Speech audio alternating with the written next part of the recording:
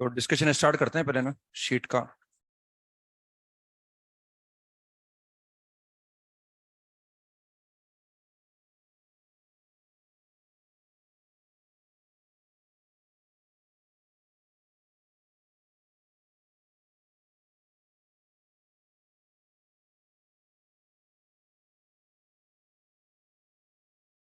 तो part one में करना है शुरू से, है ना। एक्सरसाइज का पार्ट वन। D8 में D9 में कोई डाउट हो, D10 में कोई डाउट हो। इसके बाद part two question number D3 में कोई डाउट हो। बस वो डिफरेंशिएट कर दिया उसको, तो ए की जगह डायरेक्टली जीरो आएगा उसका, और जीरो प्लस पर पॉजिटिव आ जाएगा, जीरो माइनस पर नेगेटिव आ जाएगा, तो मिनिमम आ जाएगा मतलब आना। इसके बाद नेक्स्ट कौन सा, D6 में कोई डाउट हो, D6 में कोई डाउट।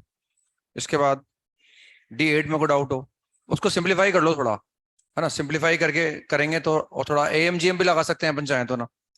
मिनिमम वैल्यू पूछी उन्होंने, find the local minimum value, तो उसको ऐसे निकाल सकते हैं हम। थोड़ा सिंप्लीफाई कर लिया उसको मैंने HX को, तो HX इज इक्वल टू हो गया हमारे पास, HX इज इक्वल टू, वो मैंने उसको सिंप्लीफाई किया। नीचे हमारे पास x minus one by X है, तो उसको x minus one by X whole square कर दिया, और कितना आ गया +2, और नीचे लिखा हुआ ये x minus one by X, ये x minus one by X आ जाएगा। तो HX can be written as x minus one by X and plus 2 upon x minus one by X, ये ऐसा आ जाएगा। अब इसकी मुझे लोकल मिनिमम वैल्यू चाहिए, तो मिनिमम निकालने के लिए हम देख सकते हैं या तो ये क्वांटिटी पॉजिटिव होगी या नेगेटिव होगी। जीरो तो नहीं हो सकता है, क्योंकि जहां जीरो होगा ना, दो जगह जीरो होगा, वन पर और -1, वो वन ने बाहर निकाल रखा है। वन को एक्सेप्ट नहीं कर रखा, -1 को नहीं कर रखा, जीरो को भी नहीं कर रखा, क्योंकि हमारे पास 1/x पे डिफाइन नहीं होगा। तो हमने क्या करा, ये पॉजिटिव हो सकता है, नेगेटिव हो सकता है, तो हमने इसको पॉजिटिव मान लिया। एक बार पॉजिटिव मान लिया, मिनिमम वैल्यू चाहिए मुझे ना, या तो मैं पूरा डिफरेंशिएट वगैरह करके निकालूंगा ना, या हमें मिनिमम वैल्यू चाहिए, तो इसको मैंने पॉजिटिव मान लिया, और AMGM लगा दो। इसको मैंने पॉजिटिव मान लिया, जिन वैल्यू पर पॉजिटिव है वहां मिनिमम आ जाएगा। कैसे भाई, x minus one by x और +2 upon x minus one by x, और अगर ये क्वांटिटी पॉजिटिव है तो ये इनका अरिथमेटिक मीन होगा, ये बराबर होगा या बड़ा होगा इनकी ज्योमेट्रिक मीन से। ज्योमेट्रिक मीन निकालने के लिए दोनों को मल्टीप्लाई कर दूंगा, मल्टीप्लाई करने पर कितना आ जाएगा, 2, and the minimum value is 2√2। लेकिन ये नेगेटिव तो हो सकता है भाई, हम देखना अगर इसको मैं पॉजिटिव मान रहा हूं तो इसकी वैल्यू 2√2 के बराबर आ रही है या उससे बड़ी आ रही है, तो what is the minimum value, 2√2। लेकिन अगर ये नेगेटिव होगा ना, तो ये भी नेगेटिव होगा, ये भी नेगेटिव होगा, तो हम माइनस साइन बाहर निकाल लेंगे।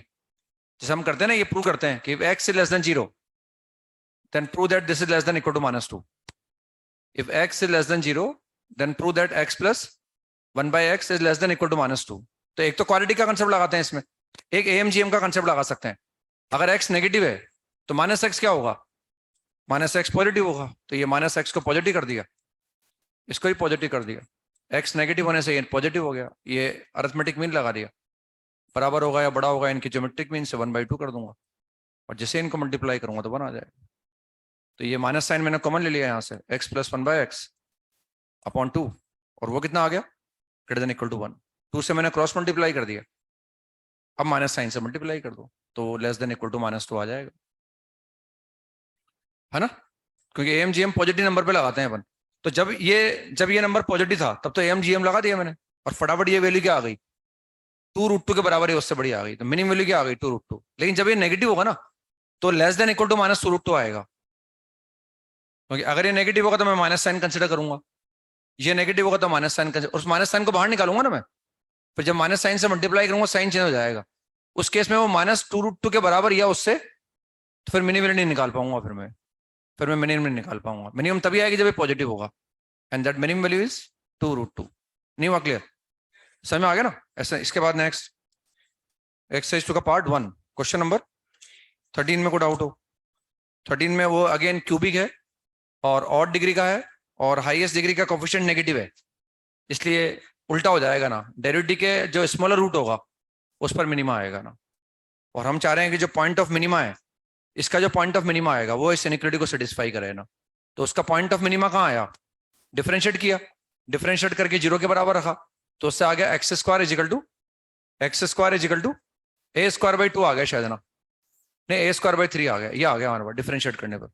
उस क्यूबिक पॉलिनोमियल को डिफरेंशिएट कर दिया हमने, है ना। तो इसके दो वैल्यू आ गई, X is equal to plus minus mod A by root 3। मैं नहीं बोल सकता ना भाई, ऐसे नहीं लिख सकता मैं ए बाई रूट 3 या माइनस का ए बाई रूट 3, ऐसे नहीं लिख सकता ना, क्योंकि अगर ऐसे लिखूंगा तो ये पता नहीं लगा पाऊंगा छोटा कौन सा है, क्योंकि ए के बारे में जानकारी नहीं है अपने को। अगर पता होता ए पॉजिटिव है तो फिर तो छोटा ही था, ए नेगेटिव होता तो फिर छोटा ही होता, तो इसलिए मॉड ए का इस्तेमाल कर लिया हमने ना, समझ रहे। तो अब इनमें छोटा रूट कौन सा है, एक्स इजिकल टू माइनस का मॉड ए अपॉन रूट 3, ये ए मिनिमा आएगा 100%, क्योंकि वो क्यूबिक है, एक्स क्यूब का कोएफिशिएंट नेगेटिव है। डायग्राम ऐसा बनेगा इसका मतलब, और डायग्राम अगर ऐसा बनेगा तो डेरिवेटिव का जो छोटा वाला रूट होगा उस पर मिनिमा आएगा ना, तो ये छोटा वाला रूट निकाल लिया। अब ये उस इनइक्वालिटी को क्या कर रहा है, सेटिस्फाई कर रहा है, तो पहले उसको सोल्व कर लो आप। तो सोल्व करने पर कितना आ गया, x is less then -2 and greater than -3, but अब ये सेटिस्फाई करेगा तो रख दो उसको यहाँ ना, उससे मॉड ए का इंटरवल आएगा, उसके बाद फिर ए का इंटरवल निकाल लेंगे। अच्छा सवाल है, भले भले आसान है, आसान इसलिए हमें पता है, इसलिए आसान है वो, वरना टाइम ज़्यादा लगता है इसमें ना। और फटाफट वो निकाल के इनइक्वालिटी को सोल्व कर लिया और निकाल के रख दिया इसमें। इसके बाद नेक्स्ट कौन सा 15 तो 15 था 13, अच्छा 13 बताना था। 13 में को डाउट हो, 13 में जो मैं कल बोल रहा था वही है ना, हम चाह रहे हैं उसके जो एक्सट्रीमा है, मतलब point of local maxima local minima इस ओपन इंटरवल में लाई करना चाहिए ना। तो उसमें क्या करो, यहाँ पहले डिफरेंशिएट कर दो। डिफरेंशिएट करने पर क्या आएगा, डिफरेंशिएट करने पर हमारे पास आया एफ डेस एक्स बराबर, ये आ गया F dash X is equal to, ये कितना आ जाएगा, this is 3x square minus this is 6p into X and plus that is 3 into P square -1, ये ऐसा आ जाएगा ना। तो मैक्सिमम में निकालने के लिए ऐसा कर दिया हमने, तो ये आ गया x square minus 2p into x plus P square -1। अब हम चाहते हैं ये जो इक्वेशन है इसके रूट -2 से 4 में लाई करें, तो ये माउथ ओपनिंग अपवर्ड है, ये -2 बना दिया, ये 4 बना दिया ना। पर डायग्राम है तो ऐसा बन जाए, डायग्राम ऐसा बन जाए, डायग्राम ऐसा बनना चाहिए ना, रूट इसमें आना चाहिए। लेकिन ये हमें 4 कंडीशन लिखनी पड़ेगी इसमें, कि -2 पर पॉजिटिव आना चाहिए, 4 पर पॉजिटिव आना चाहिए, डी 0 के बराबर 0 से बड़ा होना चाहिए, और वर्टेक्स -2 से 4 के बीच में आना चाहिए। लेकिन इसके रूट देखो आसानी से निकल रहे हैं। तो जिस दिन भी ये अपॉर्चुनिटी मिले उस दिन, ऐसा जेईई में आया हुआ एक बार सवाल जिसमें रूट निकाल पा रहे थे ना, तो ये 4 कंडीशन लिखने की जरूरत नहीं पड़ी थी हमें ना, पर इसके रूट निकाल लो। ये बन रहा है एक्स माइनस पी का होल स्क्वायर -1 बराबर 0, तो x minus P is equal to plus -1, तो एक्स बराबर पी -1 और एक्स बराबर पी +1, इन्हीं पर मैक्सिमम मिनिमम आएगा। और हम चाह रहे हैं दोनों वैल्यू -2 से 4 के बीच में लाई करें, तो पहले इस p -1 को -2 से 4 के बीच में लाई करा दो, एंड फिर p +1 को लाई करा दो, और उनका इंटरसेक्शन निकाल लो बस। ये फर्स्ट कंडीशन तो ये लगा दो कि p -1 must be less than 4 greater than -2, and एक ही लगा दो कि p +1 क्या होना चाहिए, p +1 must be less than 4 greater than -2, तभी जाके दोनों रूट -2 से 4 में लाई करेंगे ना, वरना वो 4 कंडीशन लगानी पड़ती है। अगर डेटा इनकन्वीनियंट होता, ऐसे रूट नहीं निकाल पाते, तो फिर हमें 4 कंडीशन लगानी पड़ती, उन चारों का इंटरसेक्शन निकालते फिर आंसर आता है, ठीक है। तब इसे यहाँ से निकाल लेंगे और उनका कॉमन सोल्यूशन निकाल लेंगे, तो उससे आंसर आ जाएगा फटाफट। इसके बाद नेक्स्ट पार्ट 2 का क्वेश्चन नंबर 13 में को डाउट हो, अब इसमें पॉइंट से चेक कर लो बस आप, फर्स्ट फंडामेंटल थ्योरम लगा लो उसमें बस। हम चाह रहे हैं कि x बराबर 1 पर एक्सट्रीमा आना चाहिए, मतलब वो ये नहीं बोल रहे कि लोकल मिनिमा है या लोकल मैक्सिमा है, कुछ ना कुछ आना चाहिए मतलब, है ना। तो हमने उस fx को ऐसा लिख लिया ना, x +1 होल पावर n और x -1 होल पावर n, और आगे क्या लिखा है एक्स स्क्वायर प्लस x +1। अब हमने कुछ नहीं करा ना, डिफरेंशिएट किया, कुछ नहीं करा, फर्स्ट फंडामेंटल थ्योरम लगा दी हमने, तो बस 1 पर वैल्यू निकाल लो। 1 पर वैल्यू क्या आ गई, इसमें 0 आ गई। अब 1 प्लस पे निकाल लो, तो ये n कुछ भी हो 1 प्लस पर वैल्यू क्या आएगी, 0 से बड़ी आएगी। इसका मतलब 1 पर तो वैल्यू 0 आ रही है, इसका मतलब 1 पर वैल्यू 0 आ रही है, और 1 के बाद क्या आ रहा है, ग्राफ ऊपर जा रहा है ना, तो इधर भी ऊपर जाना चाहिए ना, क्योंकि अगर इधर नीचे आ गया तो कुछ भी नहीं आएगा। इससे 1 माइनस पर भी वैल्यू क्या आनी चाहिए, पॉजिटिव आनी चाहिए ना, तभी जाके मिनिमम आएगा। वो मैक्सिमम तो आ ही नहीं सकता ना, क्योंकि 0 प्लस पर वैल्यू 0, 1 प्लस पर वैल्यू 0 से बड़ी आ गई। अब अगर हम चाहते हैं कि कुछ ना कुछ आए, तो 1 माइनस पर भी वैल्यू क्या आनी चाहिए, 0+, इसलिए n इवन होना चाहिए ना, n मस्ट बी इवन। तो 1 माइनस पर अगर हम चाहते हैं कि 0 से बड़ा आए, तो 1 माइनस पर ये तो फर्क पड़ेगा नहीं, ये ऑलवेज पॉजिटिव है। जैसे मैं 1 से कम लिखूंगा ये नेगेटिव हो जाएगा, तो इसको पॉजिटिव करने के लिए इसको क्या कर दो, इवन कर दो बस, तो n मस्ट बी इवन, तो 2 4 6 वाला आंसर आ जाएगा ना। तब जाके मिनिमम आ जाएगा x बराबर 1 पर, है ना। इसके बाद नेक्स्ट 14 में को डाउट हो, 14 में को डाउट, 14 के बाद नेक्स्ट कौन सा है, 18 में को डाउट। ये तो एक फैक्टर कट गया, बाकी का ग्राफ बना दिया हमने और सब चेक कर लिया ना। एक फैक्टर x-1 तो काट ही दिया हमने, ऊपर बचा x+2 और नीचे बचा x+3, डायग्राम बना के देख लिया ना। 1-1 फंक्शन है। हालांकि जब टूटता है तो हम डिफरेंशिएट पर विश्वास नहीं करते हैं ना। जब भी ग्राफ टूटता है, ये सीखा था हमने 1-1 मेनी वन में, ग्राफ जब टूटता है तो सिर्फ डेरिवेटिव पे विश्वास मत रखो, ग्राफ बना के देखो कि वो 1-1 है कि मेनी वन है।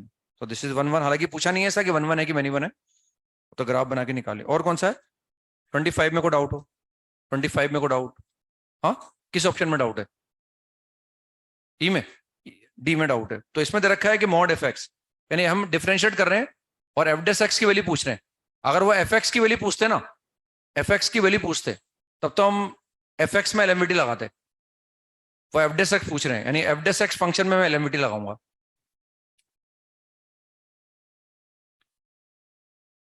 जानकारी दे रखी है, मैं फंक्शन है हमारे पास 1 से 2 में दे रखा है, F double dash x of a non constant function. मतलब जो एफ एक्स हमारे पास है वो नॉन कांस्टेंट फंक्शन है, मतलब वो स्ट्रेट लाइन नहीं है ना, नॉन कांस्टेंट है। ये दे रखा है कि हम डबल डेरिवेटिव की बात कर रहे हैं, किसके, एक नॉन कांस्टेंट फंक्शन के डबल डेरिवेटिव की बात कर रहे हैं। और डबल डेरिवेटिव की बात करने का मतलब वो डिफरेंशिएबल तो है ही सही, डेरिवेटिव कंटीन्यूअस भी है और डेरिवेटिव डिफरेंशिएबल भी है। तो जो भी एफ एक्स है वो कंटीन्यूअस भी है, डिफरेंशिएबल भी है। इनफैक्ट उसका जो डेरिवेटिव है वो कंटीन्यूअस भी है, डिफरेंशिएबल भी है। और हमें दिखाना है function F x exist and satisfy this, कि डबल डेरिवेटिव का मॉड लूंगा 2 के बराबर 2 से कम आएगा, 1 और 2 पर वैल्यू सेम आ जाएगी। ये हमें दे रखा है। तो या तो कई बार क्या है, इस तरह के सवाल कई बार जब सिस्टमेटिकली करते हैं तो बहुत लंबे होते हैं। तो उनमें एक तरीका या तो ये होता है कि इस तरह का फंक्शन सोच लो आप, जो इन गिवन सारी रिक्वायरमेंट को फॉलो करता है, जो भी आसान नहीं होता है ना। अब वो हिट एंड ट्रायल से है, मान लो हमारे माइंड में आ गया तो फिर काम जल्दी से हो जाएगा। क्योंकि अगर बिल्कुल ब्लाइंड चलेंगे, ब्लाइंड का मतलब फंक्शन ही पता नहीं है मुझे कैसा है, बस वो दे रखा है कि f(1) बराबर f(2) है, डबल डेरिवेटिव का मॉड 2 के बराबर 2 से कम आएगा और वो एक नॉन कांस्टेंट फंक्शन है और डबल डेरिवेटिव उसका एग्जिस्ट कर रहा है। ये सारी जानकारी दे रखी है ना। फंक्शन के बारे में पता नहीं लेकिन कैसा है। तो अगर हो सके कभी ऐसा सोच पाओ, अगर आप, हो सकता है कभी हमारा दिमाग चल जाए, एकदम एकदम दिमाग में स्ट्राइक कर जाए, तो वो उन गिवन रिक्वायरमेंट को सेटिस्फाई करने वाला फंक्शन सोच लो आप, अगर सोच पाओ तो। जैसे यहाँ जो फंक्शन दे रखा है वो मैंने सोच लिया कि F X is equal to x-1 into x-2, 1 और 2 पर वैल्यू बराबर है ना, उसकी वैल्यू कितनी पता नहीं है लेकिन बराबर है। तो ये फंक्शन है, देखो आप, ये एक नॉन कांस्टेंट फंक्शन है, ये कांस्टेंट नहीं है ना, नॉन कांस्टेंट फंक्शन है। 1 पर 2 पर वैल्यू क्या आ रही है, बराबर आ रही है। ये 1 बार 2 बार 3 बार सब जगह डिफरेंशिएबल है ना। अब डबल डेरिवेटिव और निकाल के देख लो कि एफ डबल डेस एक्स अगर मैं निकालूंगा एफ डेस एक्स तो कितना आएगा, 2x-3, और डबल डेरिवेटिव निकालूंगा तो 2 आ जाएगा ना। और यही दे रखा है कि F double dash X less than equal to 2 है। तो ये सोच पाना, कई बार सोच लेते हैं, कई बार दिमाग अच्छा होता है, सोच पाते हैं एकदम, है ना। मतलब ये एफर्ट है, हो सकता है हम नहीं सोच पाए, हो सकता है किसी दिन सोच पाए, तो सोच पाएंगे तो काम। अब ये जो भी एफ एक्स है ये उन गिवन सारी रिक्वायरमेंट को फॉलो कर रहा है। अब बस इस फंक्शन को लेके सारे ऑप्शन चेक कर लो चाहो तो आप, लेकिन उसके लिए स्ट्राइक होना जरूरी है। अगर हम सोच पाए तो ऐसा, मैं नहीं बोल रहा कि दुनिया में यही सब फंक्शन होगा जो उन रिक्वायरमेंट को फॉलो करेगा, लेकिन ये वन ऑफ द फंक्शन है जो उन सारी रिक्वायरमेंट को फॉलो कर रहा है। तो इसके लिए हम आंसर चेक कर सकते हैं ऑप्शन 7। या फिर हमें दे रखा है कि भाई हमारे पास एफ एक्स एक फंक्शन है और हम फर्स्ट ऑप्शन को देख रहे हैं, देयर एग्जिस्ट सम ए 1 से 2 सच दैट एफ डेस ए बराबर 0, मतलब रोल्स थ्योरम लगाएंगे ना, तब जाके अपन काम चलेंगे। तो हमने एफ एक्स फंक्शन ले लिया और इंटरवल ले लिया 1 से 2। तो ये फंक्शन इस क्लोज इंटरवल में क्या है, कंटिन्यूस है। ओपन में क्या है, तो कम से कम एक पॉइंट आएगा जहां डेरिवेटिव 0 है ना। तो कम से कम एक ए ओपन इंटरवल 1 से 2 में एग्जिस्ट करेगा जहां एफ डेस एक्स बराबर क्या होगा, 0 होगा ना। तो ये ए ऑप्शन करेक्ट हो गया ना। अब बी ऑप्शन पर आते हैं, तो स्ट्रिक्टली इंक्रीजिंग इन 1 से 2, तो देखो ये तो गलत है, क्योंकि हम जानते हैं रोल्स थ्योरम, जब मैंने शुरू में समझाई थी ना आपको, तो हमारे पास एक तो 1 दे रखा है और एक 2 दे रखा है।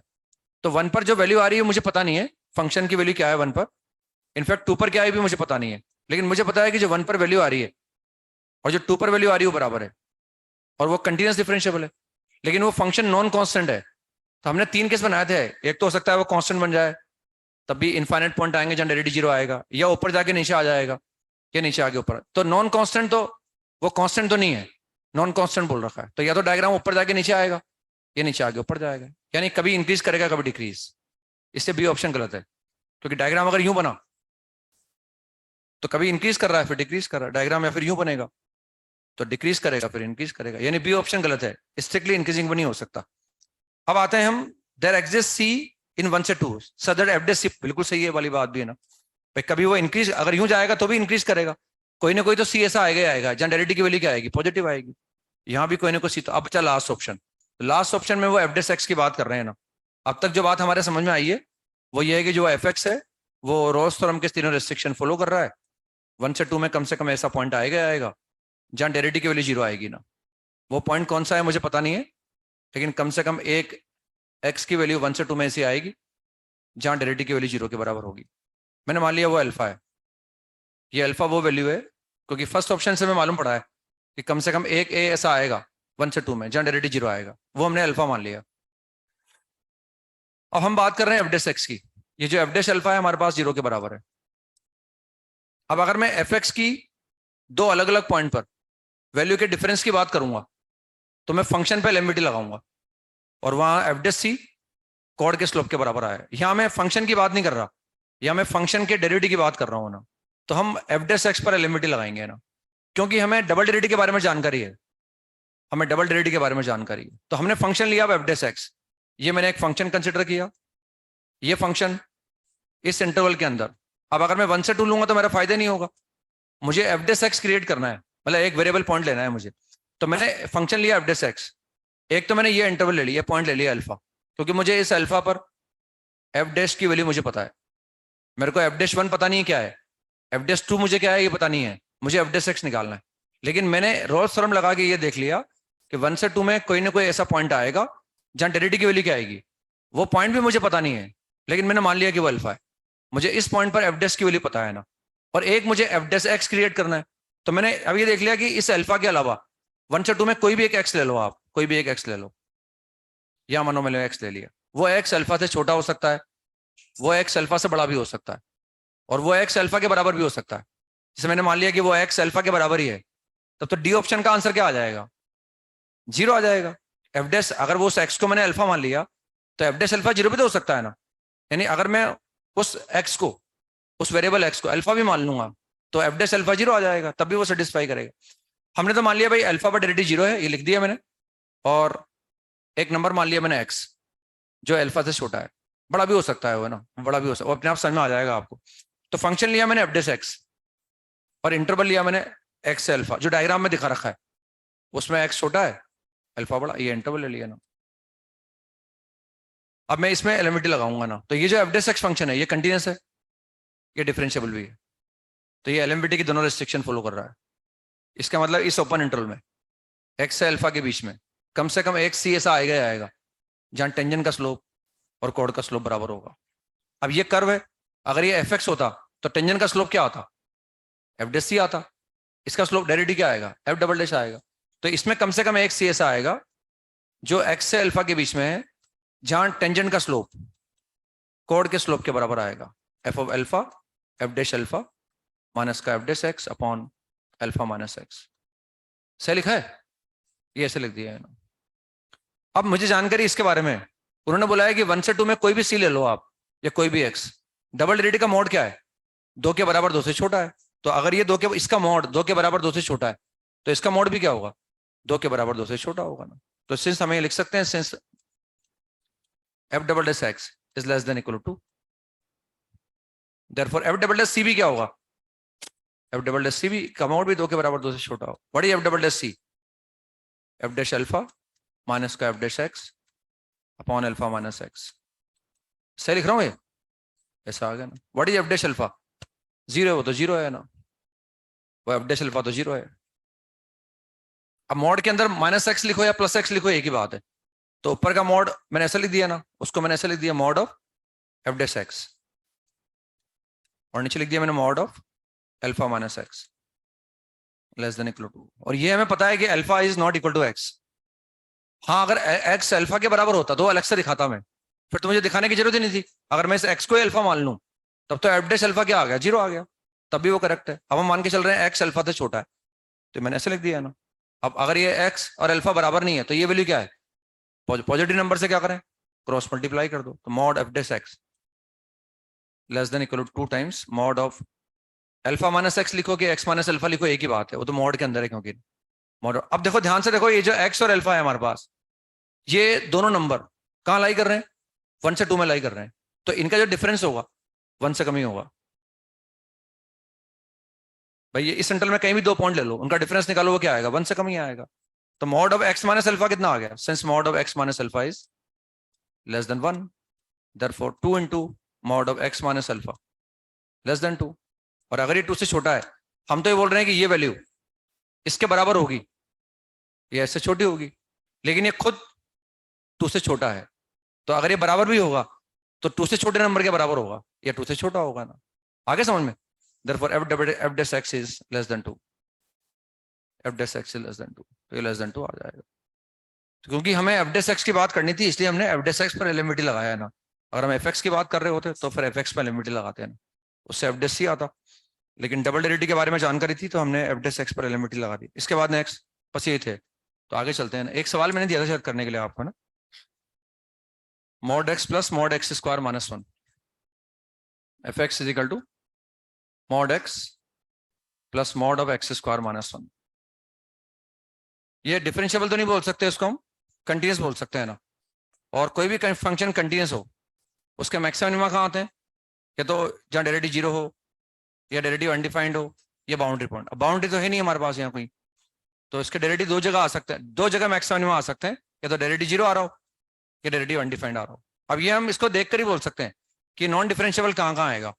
एक तो ये 0 पर नॉन डिफरेंशिएबल है, एक 1 पर और एक -1 पर, 3 जगह नॉन डिफरेंशिएबल है। ऐसा नहीं है कि कोई फंक्शन की अगर नॉन डिफरेंशिएबल है तो हर पॉइंट पर नॉन डिफरेंशिएबल होता है। नॉन डिफरेंशिएबल का मतलब जहां भी वो डिफाइन है वहां हर पॉइंट पर वो डिफरेंशिएबल नहीं है। हो सकता है 2 पॉइंट पर नॉन डिफरेंशिएबल हो, बाकी सब जगह डिफरेंशिएबल हो।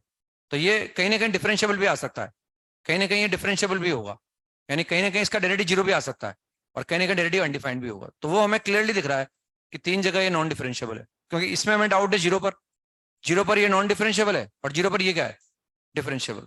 तो एक नॉन डिफरेंशिएबल, एक डिफरेंशिएबल, तो उनका सम फंक्शन क्या होगा, नॉन डिफरेंशिएबल हो जाएगा। ऐसे ये 1 पर ये डिफरेंशिएबल नहीं है, लेकिन ये है, तो पूरा फंक्शन 1 पर डिफरेंशिएबल नहीं हो सकता। -1 पर ये नॉन डिफरेंशिएबल है, लेकिन ये डिफरेंशिएबल है, तो डिफरेंशिएबल नहीं हो सकता। 3 ही जगह डाउट है हमें ना। तो हमने अब बाकी जहां डेरिवेटिव 0 है वो पॉइंट निकालने बाकी है, और इन पर भी चेक भी करना बाकी है। तो इसको क्या करो, डिफाइन कर लो आप। बिना डिफाइन करे मैं डिफरेंशिएट कर भी नहीं पाऊंगा, तो मैंने इसको डिफाइन कर लिया। डिफाइन करने के लिए मॉड का जो हमने सीखा था वो हमारे काम आ जाएगा ना। ये हमने ऐसे लिख दिया ना। 3 क्रिटिकल पॉइंट आ गए मतलब हमारे पास, एक हमारे पास -1 आ गया, एक 0 आ गया, और एक 1 आ गया ना। तो पहले 1 के राइट में ले लो, फिर 0 से 1 के बीच में, फिर 0 से -1 के बीच में, फिर लेस देन -1। तो ऐसे निकाल लेंगे ना। कोई बच्चा बताना चाहे कि मैं निकाल के लाया हूँ, ऐसे लिख लिया था मैंने, कोई भी एक बच्चा, आप बताएंगे। हाँ, लाए आप करके, आपके पीछे। हाँ बोलो आप, 1 के बराबर 1 से बड़ा। आप मतलब वो क्या बोलते हैं, आप अक्सर ऐसा बोलते हैं ना उस, चलो हाँ बोलो आप, x प्लस, बिल्कुल हाँ। इसके बाद आपको दूसरा बोलो, x प्लस एक्स स्क्वायर -1 आ गया, x प्लस एक्स स्क्वायर -1, क्योंकि अगर x 1 के बराबर 1 से बड़ा है तो ये पॉजिटिव है, तो ये एक्स स्क्वायर -1 आ गया, वो x आ गया। इसके बाद नेक्स्ट बताना है किसी को। हाँ बताओ आप, x अब आ गया 1 से छोटा, 0 के बराबर, 0 से बड़ा। अब क्या आएगा, नहीं हाँ, -x² + 1, मतलब इसको भी ऑर्डर में लिख लो ताकि अच्छा रहेगा वो, क्योंकि वो पॉजिटिव आया ना। तो x² हो गया, फिर x हो गया, फिर -1 हो गया, ऑर्डर में आ गया, मतलब पहले डिग्री 2 फिर डिग्री 1 उसके बाद। अब जैसे ये x 1 से छोटा होगा ये नेगेटिव हो जाएगा, तो ये माइनस साइन से मल्टीप्लाई होगा, ये स्टिल पॉजिटिव रहेगा। तो वो तो हो गया -x² + 1, वो हो गया -x² + 1, और वो क्या रहा, +x, वो +x ही रहा अभी है ना, वो +x ही रहेगा। अब थर्ड वाला बताना है हमें, थर्ड वाला बताओ आप। हाँ, x less than 0 greater than equal to -1। तो अब अगर x 0 से -1 के बीच में, मतलब मॉड x -x हो गया, तो एक तो वो कंफर्म है। और 0 से -1 के बीच में अभी भी x² -1 क्या है, नेगेटिव है, तो वो नेगेटिव हुआ तो -x² हो गया और +1 हो गया। लेकिन x नेगेटिव हो गया तो वो -x हो गया। अब लास्ट वाले में देखते हैं। हाँ बताओ आप बताओ, x लेस देन -1, ये ऐसे आ गया। और इस केस में अब ये भी नेगेटिव हो गया, लेकिन वो पॉजिटिव हो गया, तो उसके पॉजिटिव होने से क्या हो गया, x² -1, और ये कितना हो गया, -x हो गया। ये आ गई चारों डिफरेंशियल। अब इनमें क्लियर कट दिख रहा है, वो तो हमें अलग से चेक करने की जरूरत नहीं है, वो तो अगर हम वहां ऑब्जर्व नहीं कर पाते फिर यहाँ देखते भाई कहाँ नॉन डिफरेंशियबल आएगा, यहाँ देखते फिर अपन, वरना हमें दिख रहा है 0 1 और यहाँ चेक भी कर सकते हैं चाहे तो डिफरेंशियबल नहीं हो। अब हमें ये देखना है बस डेरिवेटिव जीरो कहाँ कहाँ आ रहा है, फिर एक बार जहाँ डेरिवेटिव जीरो आ रहा है उनको देख लेंगे और जहाँ डिफरेंशियबल नहीं उनको देख लेंगे, फिर उनको नंबर लाइन पे मार्क कर देंगे और डेरिवेटिव का साइन चेक कर लेंगे, बस इसको डिफरेंशिएट कर दो आप।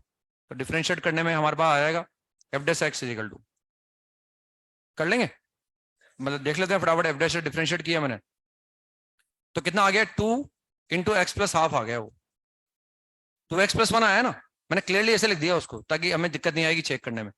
और यहाँ हम इक्वलिटी नहीं लगा सकते, अब एक्स 1 से बड़ा होगा ना, एक्स 1 से बड़ा। इसके बाद फिर हम यहाँ देखते हैं x less then 1 greater than 0, और अगर मैं डिफरेंशिएट करूंगा तो -2 मैंने कॉमन ले लिया, एक्स माइनस हाफ आ गया है, समझ रहे हैं कैसे लिख रहा हूँ मैं। अब उसके बाद आ गए हम 0 से -1 के बीच में, x less than 0 greater then -1 आ गया हमारे पास, और यहाँ कितना आएगा -2 इंटू एक्स प्लस हाफ आ जाएगा वापस, और लास्ट आ गया एक्स लेस देन -1, तो उसमें कितना आ गया 2 इंटू हाँ एक्स माइनस हाफ आ गया ना, सही लिखा है ना अब तक। बता भाई इसमें देख रहे हैं हमें 0 1 -1 की तो बात ही नहीं कर रहे हैं हम देख रहे हैं डेरिवेटिव जीरो कहाँ आ रहा है, ये जीरो कहाँ आएगा माइनस हाफ, लेकिन माइनस हाफ यहाँ नहीं आ सकता, ये जीरो कहाँ आएगा हाफ पर, हाफ आ गया, तो एक बार हाफ पर डेरिवेटिव जीरो हो गया, ये डेरिवेटिव जीरो कब होगा माइनस हाफ पर, माइनस हाफ इसमें आ रहा है ना, ये जीरो कब होगा हाफ पर, लेकिन हाफ इसमें नहीं आएगा, तो 2 पॉइंट मिल गए हाफ और माइनस हाफ, तो हमारे पास 5 पॉइंट इकट्ठे हो गए। अब एक हमारे पास हुआ माइनस हाफ, एक -1, एक 0, एक हाफ और एक 1, ये 3 पॉइंट तो ऐसे हैं जहां नॉन डिफरेंशियबल है, और 2 पॉइंट ऐसे हैं जहां डिफरेंशियबल है डेरिवेटिव जीरो है, बस इनको नंबर लाइन पे मार्क कर दो और डेरिवेटिव का साइन चेक करना है बस अपने को इन पर कि कहां से कहां हो रहा है ना। तो ये -1 आ गया, माइनस हाफ आ गया, उसके बाद 0 आ गया, उसके बाद हाफ आ गया, उसके बाद 1 आ गया, डेरिवेटिव ढंग से लिख रखा है अपने ताकि चेक करने में दिक्कत नहीं आएगी अपने को। अब 1 के बाद देखो आप, 1 के बाद ये ऑलवेज क्या है पॉजिटिव, अब हाफ के बाद देखना है अपने को, हाफ के बाद कहां से आएगा, हाफ के बाद यहाँ, और अगर एक्स हाफ से बड़ा है तो ये पॉजिटिव, लेकिन बाहर क्या हो गया नेगेटिव, नेगेटिव आ गया मतलब। अब 0 के बाद देख लो आप, 0 के जिस बाद अगर मैं देखूंगा तो नेगेटिव आएगा पॉजिटिव आ जाएगा, मतलब यहाँ सही है ना। अब हम 0 के पहले देखें या माइनस हाफ के बाद देख लें, माइनस हाफ के बाद का मतलब यहाँ देखें, अगर एक्स माइनस हाफ से बड़ा है तो ये शायद पॉजिटिव आएगा, और नेगेटिव हो जाएगा तो यहाँ नेगेटिव आ जाएगा। फिर माइनस आ गया, -1 के बाद देख लो आप, -1 के जस्ट पहले, तो अगर एक्स -1 से जस्ट बड़ा है तो ये नेगेटिव होगा शायद, है ना, -1 से जस्ट बड़ा है अगर एक्स, तो नेगेटिव और बाहर नेगेटिव तो पॉजिटिव आ जाएगा, और -1 के जस्ट पहले है ये भी नेगेटिव, ये भी नेगेटिव, नेगेटिव आ गया। तो बस अब माइनस से प्लस, यानी बात पहले इंक्रीज कर रहा है फिर डिक्रीज, मतलब मिनिमा आ गया ना, और ये नॉन कांस्टेंट कंटीन्यूअस फंक्शन है, बस एक बार मालूम पड़ गया कि ये मिनिमा आएगा, बस बाकी कोई दिक्कत ही नहीं है अपने, ये मिनिमा लिख दिया ना, तो ऑब्वियस सी बात है यहाँ कितना आ गया मैक्सिमा, फिर मिनिमा आ गया, मैक्सिमा आ गया, minima, there are 5 points of maxima minima. ठीक है ना, ऐसे फटाफट चेक कर लिया, ग्राफ वराफ बना सकते थे इसका हम, लेकिन ग्राफ बनाने में ज्यादा दिक्कत आती है क्योंकि ये सब बनाने पड़ते हैं फिर अपने को ना, इससे हमने ये मैथमेटिकली चेक कर लिया। ऐसा नहीं कि ग्राफ नहीं बना सकते अपन, ये एक बार डिफाइन करने के बाद इन सबके ग्राफ बनाने आते हैं, इनका किसी का वर्टेक्स हाफ पर आएगा, किसी का माइनस हाफ पर आएगा, और बाउंड्री पॉइंट लेकर बना सकते हैं अपन चाहे तो ये एक ही था मेरे हिसाब से ना, एक और था, एक ही था बस, एक ही था ना बस। हाँ तो ये हमने इस तरह से जो है वो मैक्सिमम मिनिमा निकालना सीख लिया, और फंक्शन अगर डिफरेंशियबल होते हैं तब तो कोई दिक्कत है ही नहीं हमें ना, फंक्शन डिफरेंशियबल आ गया तो फर्स्ट डेरिवेटिव से निकाल लो, सेकंड डेरिवेटिव से निकाल लो, और वो चेक कर लो कि भाई मैक्सिमा आएगा कि मिनिमा आएगा, ये हम निकाल सकते हैं इस तरह से ना। एक और लिखे ना, find the points of local maxima and local minima for the function, find the points of local maxima and local minima for the function F X बराबर F X is equal to sin x into 1 plus cos x in the interval 0, 2 pi.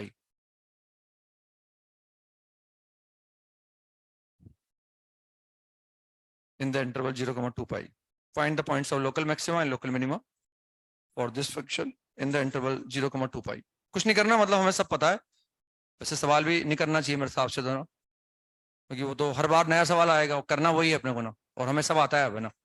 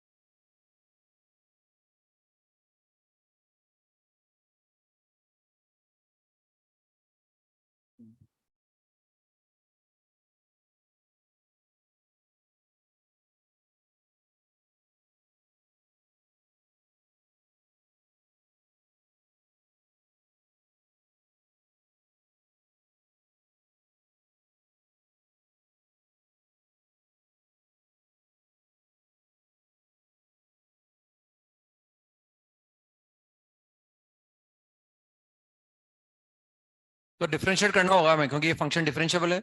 Boundary point को include नहीं कर रखा था, boundary point पे check नहीं करना अपने को। बाउंड्री पॉइंट अगर इंक्लूड होते तो कुछ ना कुछ आता है वहां पर, मैक्सिमम आता है मिनिमम आता है ना। बस अगर डिफरेंशिएट करना है, डिफरेंशिएट करने के लिए तो प्रोडक्ट रूल लगा दो उसमें, क्योंकि मल्टीप्लाई हो रहे हैं ना। ये ऐसा आसान कर लो उसको पहले। तो एफ एक्स बराबर, इसको लिखा मैंने साइन एक्स। मतलब जरूरी नहीं कि ऐसा लिखें, डायरेक्ट प्रोडक्ट रूल लगा के भी कर सकते हैं ना, क्योंकि वो थोट आने वाली बात है ना, जिससे भी कंफर्टेबल लगे। तो क्योंकि अगर मैं प्रोडक्ट रूल लगाऊंगा थोड़ा ज़्यादा लिखना पड़ेगा, सम और डिफरेंस वाला करूंगा डिफरेंशिएट तो कम टाइम लगेगा ना। तो इसको लिख दिया मैंने 1/2 sin 2x। ये मैंने इसको ऐसे लिख दिया ना। ये तो एफ एक्स लिखा है अभी मैंने, और डिफरेंशिएट करते ही वो हाफ हट जाएगा वहां से ना। डिफरेंशिएट कर देंगे ना और हाफ हट जाएगा वहां से। तो ये मैं डिफरेंशिएट कर रहा हूँ उसको, F dash X is equal to, तो since F dash X sine X आ जाएगा कॉस एक्स, और ये कितना आ जाएगा कॉस ऑफ 2x आ जाएगा ना। कॉस 2x इंटू 2 आएगा, तो ये ऐसा आ जाएगा हमारे पास। बस now for maximum F dash X बराबर 0, तो उसको सोल्व कर लो आप, तो ये आ जाएगा 2 cos square x plus cos x minus 1 बराबर 0। cos 2x को मैंने 2 cos स्क्वायर एक्स माइनस 1 लिख दिया। बराबर इसके फैक्टर कर लो, तो 2 cos x minus 1 into cos x minus 1। हम चाह रहे हैं कि प्लस cos x आया, तो यहाँ प्लस साइन लगा दो, ताकि उससे प्लस cos x आ जाएगा हमारे पास। तो यहाँ से आ गया cos x is equal to -1, cos x is equal to -1 और cos x is equal to half. अब 0 से 2 पाई में मुझे देखना है कि cos -1 कितनी बार हो सकता है। एक ही बार होगा पाई पर, और हाफ 2 बार होगा, एक तो फर्स्ट क्वाड्रेंट में और एक फोर्थ क्वाड्रेंट में। तो -1 तो एक ही जगह होगा, x बराबर पाई पर, और यहाँ आ जाएगा x इजिकल टू π/3 और एक 2 पाई माइनस π/3 दैट इज 5π/3। बस ये 3 पॉइंट आ गए जहां मैक्सिमम में आ सकता है। अब चेक करना पड़ेगा इन पर आएगा भी नहीं आएगा। तो इसमें अब 2 तरीके हमारे पास, ये तो ये जो डिफरेंशिएट कर रखा है ना हमने, इसका साइन चेक कर लो, या हमें जानते हैं इसको दोबारा डिफरेंशिएट करने में ज्यादा दिक्कत नहीं आएगी। फटाफट दोबारा डिफरेंशिएट करो और इनको रख के देख लो कि वैल्यू पॉजिटिव आ रही है नेगेटिव आ रही है ना।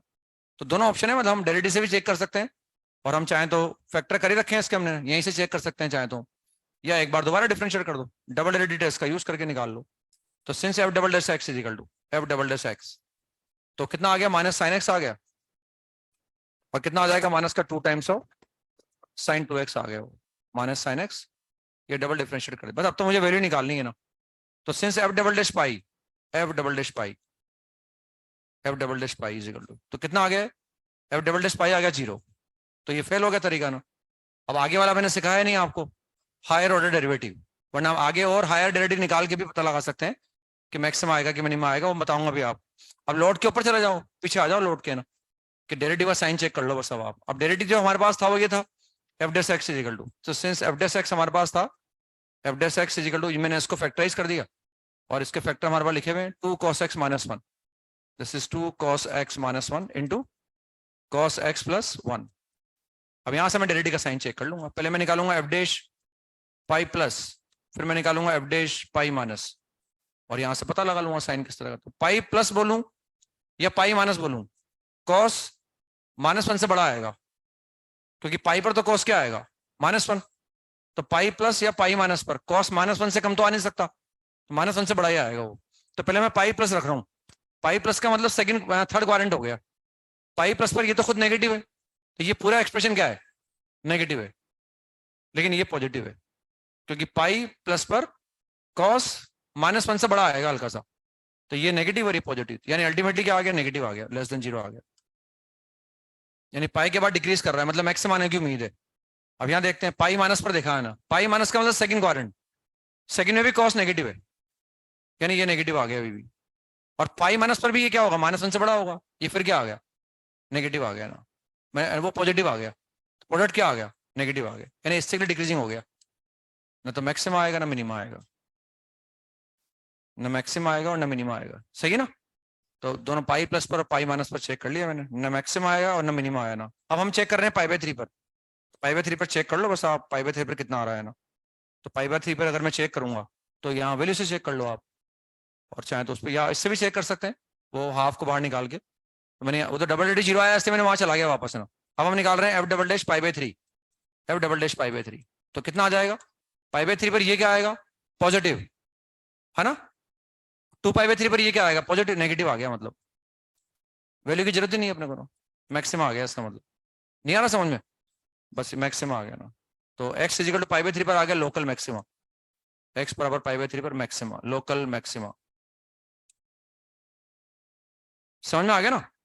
और आपके बाहर निकाल रहे हैं हम f double dash 5 pi by 3, 5 pi by 3। तो निकाल लेते हैं हम, कितना आ जाएगा साइन माइनस का साइन 5 पाई बाई 3, और वो कितना हो जाएगा minus 2 times sign 10 pi by 3। ये ऐसा आ गया ना। तो ये कौन सा क्वाड्रेंट है, फोर्थ। फोर्थ में साइन क्या होता है, नेगेटिव होता है, तो पॉजिटिव हो जाएगा मतलब ये। तो ये और ये भी क्या होगा, ये आएगा 3 पाई प्लस, तो ये भी थर्ड क्वाड्रेंट, साइन ये भी नेगेटिव है, ये भी नेगेटिव है, दोनों ने पॉजिटिव कर दिया, मतलब पॉजिटिव आ गया। और वैसे भी मिनिमम आना ही था, वो ना अल्टरनेट आएगा ना होगी, तो वहाँ मैक्सिमम आ गया तो मिनिमम आ गया। आगे समझ में, मतलब पूरी वैल्यू की जरूरत नहीं है। f double dash 5 pi by 3 is positive, therefore x is equal to 5 pi by 3 is the point of local minima। तो लोकल मिनिमा का पॉइंट आ गया वो। तो 2 आए पॉइंट हमारे पास, 3 आया जहाँ डेरिवेटिव 0 था, लेकिन पाई पर कुछ नहीं आया ना, और बाकी 2 पर, एक पर मैक्सिमा आ गया और एक पर मिनिमा आ गया ना। तो इस तरह से हमें डिफरेंशियल वगैरह में तो कोई दिक्कत नहीं आती, जो फंक्शन डिफरेंशियल वगैरह होते हैं फटाफट डिफरेंशियल वगैरह करके निकाल लो। अब लिखो आप nth order derivative test, nth order derivative test. हो गया, फर्स्ट हो गया फर्स्ट डेरिवेटिव टेस्ट, फिर सेकंड डेरिवेटिव टेस्ट, और nth order derivative test, nth order derivative test.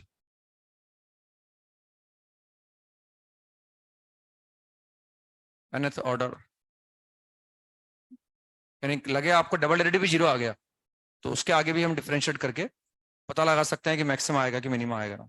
अब हम ये कब लगा रहे हैं ना, हम दो जो सेकंड डेरिवेटिव था वो भी फेल हो गया था, जैसे पाई पर फेल हो गया था, तो या तो आगे चले जाओ फर्स्ट डेरिवेटिव पे चला जाओ, या फर्स्ट फंडामेंटल पे चले जाओ। हम उसके आगे बढ़ना चाहते हैं, हायर ऑर्डर पे जाना चाहते हैं ना। हो सकता है कि हम फर्स्ट ऑर्डर में दिक्कत आए निकालने में, इसलिए आगे भी डिफरेंशिएट करके पता लगा सकते हैं। तो nth ऑर्डर आने का मतलब या तो मैं थर्ड डेरिवेटिव निकालूंगा, या फोर्थ निकालूंगा, या फिफ्थ निकालूंगा, या सिक्स निकालूंगा। तो ये सब हम तब निकालेंगे जब डबल डेरिवेटिव की वैल्यू क्या आ रही होगी, 0 आ रही होगी। क्योंकि डबल डेरिवेटिव अगर पॉजिटिव आ गया ना तो वहीं काम खत्म हो जाएगा, डबल डेरिवेटिव नेगेटिव आएगा तो वहीं मालूम पड़ जाएगा। डबल डेरिवेटिव 0 आया है मतलब हमारे, और डबल डेरिवेटिव 0 आने के पहले क्या आया है, एफ डे से भी 0 आया है ना, तभी तो मैक्सिमम मिनिमम आया हमारे पास। तो ये हम ये मानते हुए चल रहे हैं कि एफ डे ए 0 है और डबल डेरिवेटिव भी क्या है 0, और जो हायर ऑर्डर है वो हमारे पास जो nth ऑर्डर का है वो नॉन जीरो मान लिया हमने, nth ऑर्डर का नॉन जीरो मान लिया। तो यहाँ लिखें let x is equal to a be a root of the equation, let x is equal to a be a root of the equation f dash x बराबर 0, let x is equal to a be a root of the equation f dash x बराबर 0 such that f double dash a is equal to f triple dash a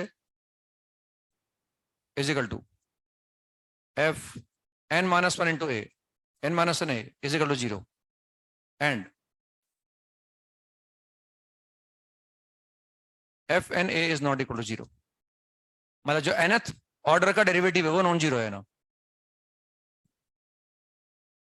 भाई, वो तो third order का non zero आ जाएगा तो बोल देंगे third order derivative test हो गया। वो फोर्थ ऑर्डर का नॉन जीरो आएगा तो बोलेंगे फोर्थ ऑर्डर डेरिवेटिव टेस्ट। हम बात कर रहे हैं nth ऑर्डर डेरिवेटिव टेस्ट, ये नहीं मान के चल रहे हैं जो nth ऑर्डर का आएगा ना वो नॉन जीरो आएगा, और उसके पहले n माइनस 1 ऑर्डर के सब क्या आ गए 0 आ गए ना। लेकिन नाउ इफ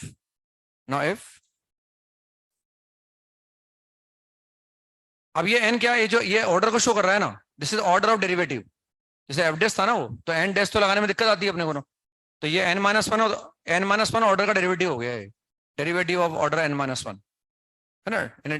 मेरी बात समझ रहे हैं, ये nth ऑर्डर का डेरिवेटिव हो गया, nth ऑर्डर का मान लिया हमने नॉन जीरो आ गया ना। अब या तो ये n इवन होगा या फिर n ऑड होगा ना, तो या तो n इवन हो सकता है या ऑड हो सकता है। तो इसमें नाउ इसके बाद लिखें, नाउ इसके बाद नेक्स्ट से first point n is even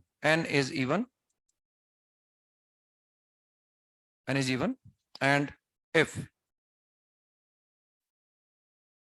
next answer फिर फर्स्ट पॉइंट ये ए करके ऐसे लिख दिया ना, and if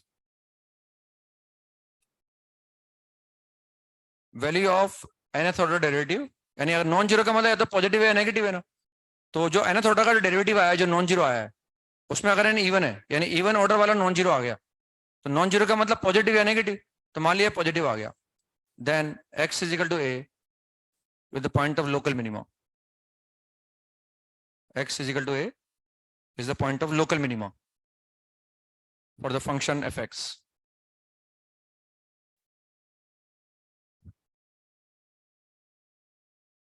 If n A is less than 0, then x is equal to A is the point of local maxima. Then x is equal to A is the point of local maxima. तो local maxima का आ जाएगा ना, negative आने पर maxima का हो गया, positive आने पर मिनिमा का हो गया ना। जैसे फॉर एग्जांपल n बराबर 2 मान लिया मैंने, n बराबर 2, तो सेकंड ऑर्डर का हो गया। सेकंड ऑर्डर का जब पॉजिटिव आता है तो क्या आता, मिनिमा। तो ये ऐसे ध्यान रख लिया मतलब हमने। और सेकंड ऑर्डर का नेगेटिव आने पर मैक्सिमा आ जाता है, तो मैक्सिमा आ गया। अब जरूरी नहीं है कि ये जो ऑर्डर है nth ऑर्डर का जो n है वो इवन ही हो, वो ऑड भी हो सकता है ना। सेकंड पॉइंट पर आ गए, एंड इफ ऊपर लिख रखा है हमने ना, n is odd, n is odd, then x is equal to A will neither be the point of local maxima nor the point of local minima. अगर वो ऑड ऑर्डर का डेरिवेटिव x बराबर a पर non zero आ जाएगा तो फिर x बराबर a न लोकल मैक्सिमा का पॉइंट होगा और न लोकल मिनिमा का पॉइंट होगा। ऑड ऑर्डर के डेरिवेटिव की वैल्यू अगर x बराबर a पर जीरो आ जाएगी तो ना वो मैक्सिमा आएगा ना मिनिमा आएगा ना।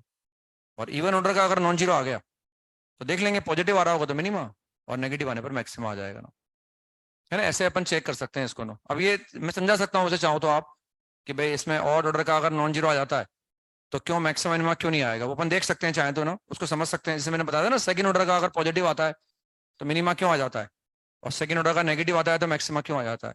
वैसे याद रखना पड़ेगा अपने को, और चाहे तो समझ सकते हैं ना। मैंने मान लिया कि भाई थर्ड ऑर्डर का डेरिवेटिव जो है ये एफ ट्रिपल डैश ए, ये मैंने नॉन जीरो मान लिया कि थर्ड ऑर्डर का डेरिवेटिव ए पर नॉन जीरो आ गया। अब नॉन जीरो आने का मतलब क्या है, या तो पॉजिटिव आएगा या नेगेटिव आएगा। तो कोई भी एक केस लेके देख लेते हैं अपन। मान लो पॉजिटिव आ गया तो हमें दिखाना है कि ना मैक्सिमा आएगा ना मिनिमा आएगा, या नेगेटिव लेके देख लो और हमें दिखाना है कि ना मैक्सिमा आएगा या मिनिमा आएगा। तो उसमें हमने मान लिया कि F triple dash A, let F triple dash A is greater than zero, मान लिया कि ग्रेटर देन जीरो है। बस हमने जब डबल डेरिवेटिव का यूज किया था ना, तो डबल डेरिवेटिव से अपन सिंगल डेरिवेटिव पर आ गए थे फटाफट, और दिखा दिया कि सिंगल डेरिवेटिव का साइन चेंज होगा। यहाँ ट्रिपल डेरिवेटिव है और मुझे मैक्सिमम मिनिमा दिखाने के लिए डेरिवेटिव का साइन चेंज दिखाना पड़ेगा। तो पहले मैं ट्रिपल डेरिवेटिव से डबल डेरिवेटिव पर आऊंगा, फिर डबल डेरिवेटिव से सिंगल डेरिवेटिव पर आऊंगा, तब जाके दिखा पाऊंगा कि मैक्सिमम आएगा कि मिनिमा आएगा। अब अगर ये पॉजिटिव है इसका मतलब क्या होगा, किसको डिफरेंशिएट करने पर आएगा double derivative. It implies F double dash x is strictly increasing at x is equal to a, at x is equal to a। Double derivative strictly increasing हो गया x is equal to a पर। इसका मतलब क्या हो गया, इसका मतलब हो गया भाई अगर x is equal to a पर वो स्ट्रिक्टली इंक्रीजिंग है तो if x is less than a, ये तो x ऐसे छोटा होगा, एक बार a पर निकाल लो और एक बार ऐसे बड़ी वैल्यू पर निकाल लो। अगर x ऐसे छोटा है तो हम बोल सकते हैं कि एफ डबल डैश एक्स की वैल्यू जो आएगी, F double dash x, F double dash x, F double dash ऐसे क्या आएगा, छोटा आएगा ना, स्ट्रिक्टली इंक्रीजिंग है ना भाई वो। एक्स ऐसे छोटा है, एक तो ए पर निकालो, ए पर तो वैल्यू आ गई डबल डेरिवेटिव की है, एक ए के लेफ्ट में निकालो तो लेफ्ट में वैल्यू क्या आएगी, कम आएगी क्योंकि इंक्रीजिंग है वो उस जगह। समझ में नहीं आया, तो ये ऐसे छोटा आ गया ना। और अगर x ऐसे बड़ा है तो एफ डबल डैश एक्स की वैल्यू क्या आएगी, F double dash X will be greater than F double dash A. A के राइट में अगर मैं वैल्यू निकालूंगा तो वो F double dash, but what is F double dash है, वो तो जीरो है हमारे पास है ना। तो F double dash x is less than zero कब, जब x लेस देन ए है। और यहाँ क्या आ गया, F double dash x is greater than zero when x is greater than A. अब अगर F double dash X less than zero है कब है, जब x लेस देन, तो इसका मतलब एफ डैश एक्स क्या हो गया, इससे डिक्रीजिंग हो गया ना। therefore f double dash x, therefore f dash x is strictly decreasing if x less than a। और यहां से मालूम पड़ गया कि f dash x is strictly increasing if x is greater than a। अब कोई भी फंक्शन अगर a के पहले डिक्रीजिंग है तो जो a माइनस पर जो वैल्यू आएगी वो a से क्या आएगी, ज्यादा आएगी है ना, a माइनस पर। तो मैं बोल सकता हूं कि f dash a minus will be greater then f dash a। सही है, वो ए के पहले डिक्रीजिंग है, मतलब अगर मैं एक्स को कम कर रहा हूं तो वैल्यू क्या हो रही है, बढ़ रही है। तो एक तो मैं वैल्यू निकाल रहा हूँ एफ डैश की ए पर, और एक बार निकाल रहा हूँ ए माइनस पर, तो ए माइनस पर वैल्यू क्या आएगी, ज्यादा आएगी ए के कंपेरिजन में। और अगर ए के बाद वो स्ट्रिक्टली इंक्रीजिंग है तो एक तो वैल्यू ए पर निकालो, एक आगे निकालो, तो आगे वैल्यू क्या आएगी, ज्यादा आएगी। तो मैं बोल सकता हूँ कि एफ डैश ए प्लस बड़ा होगा एफ डैश ए से। ना what is F dash A, zero है वो, बस यहाँ देख लो आप, एफ डैश ए माइनस भी क्या आ गया, जीरो से बड़ा आ गया ना। एफ डैश ए माइनस जीरो से बड़ा आएगा, और एफ डैश ए प्लस भी क्या आएगा, जीरो से बड़ा आएगा।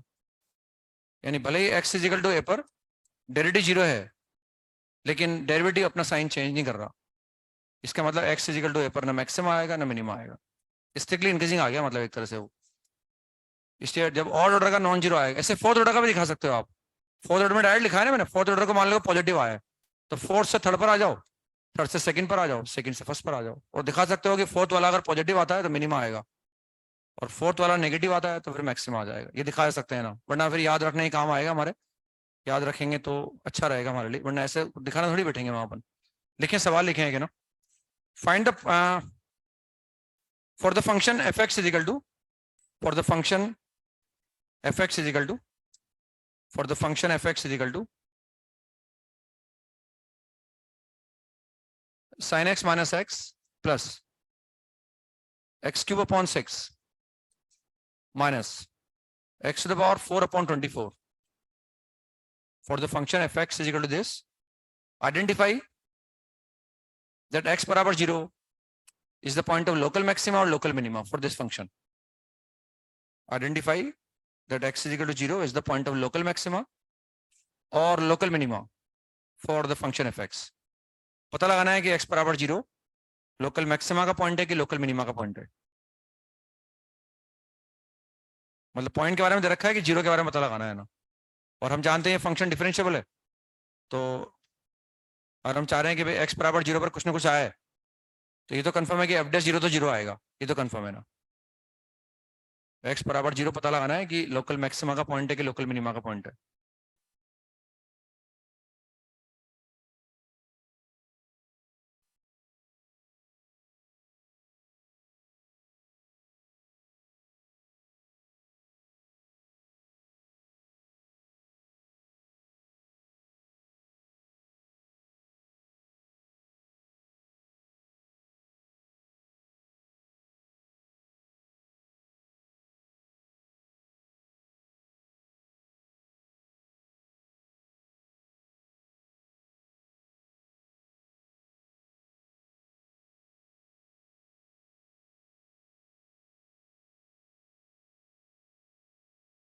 तो अब तो फर्स्ट ऑर्डर भी है, सेकंड ऑर्डर भी है, थर्ड ऑर्डर भी है, हायर ऑर्डर भी हमारे पास है ना।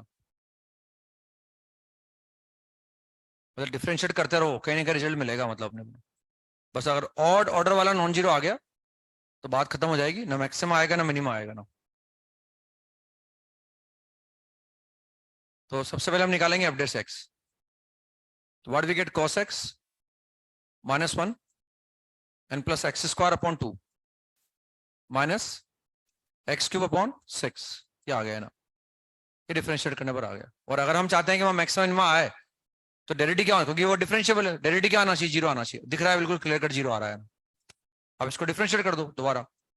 अब यहां से चेक करने में दिक्कत आएगी, हो सकता है 0 प्लस और 0 माइनस में यहां से निकालता तो मुझे दिक्कत आती है ना, या हो सकता है कुछ और तरीका नहीं आता तो यहीं जूझ जाते हैं अपने ना, यहीं से कुछ करने की कोशिश करते हैं। या ऑप्शन है तो डिफरेंशिएट करने में भी दिक्कत नहीं आएगी, तो उसका यूज कर लिया हमने ना, डबल डेरिवेटिव निकाल लिया। तो minus sine x n plus x minus x square upon 2, ये ऐसा आ गया ना।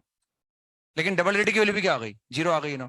तो सिंस एफ डबल डैश 0 बराबर 0, अगर ये पॉजिटिव आ गया होता तो मिनिमम आ जाता, नेगेटिव आने पर मैक्सिमम आ जाता ना। अब निकालते हैं ट्रिपल डेरिवेटिव। तो f triple dash x is equal to, ये कितना आ गया, minus cos x plus 1 minus x. और अगर ये नॉन जीरो आ जाएगा तो बात यहीं खत्म हो जाएगी, ना मैक्सिमम आएगा ना मिनिमम आएगा। लेकिन ये वापस क्या आ गया, फिर 0 आ गया, ट्रिपल डैश भी डेरिवेटिव आ गया। अब आ गए हम फोर्थ डेरिवेटिव पर।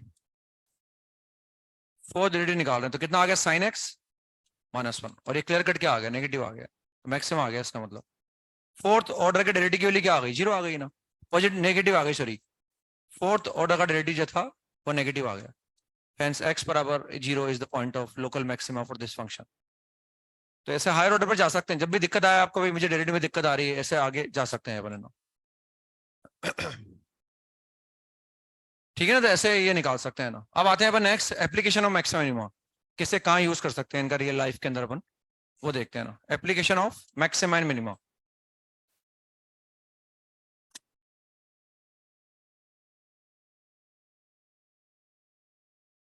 इनके सवाल बोर्ड वगैरह में भी आते हैं ना, और जेई में भी आते हैं, application of maximum and minimum.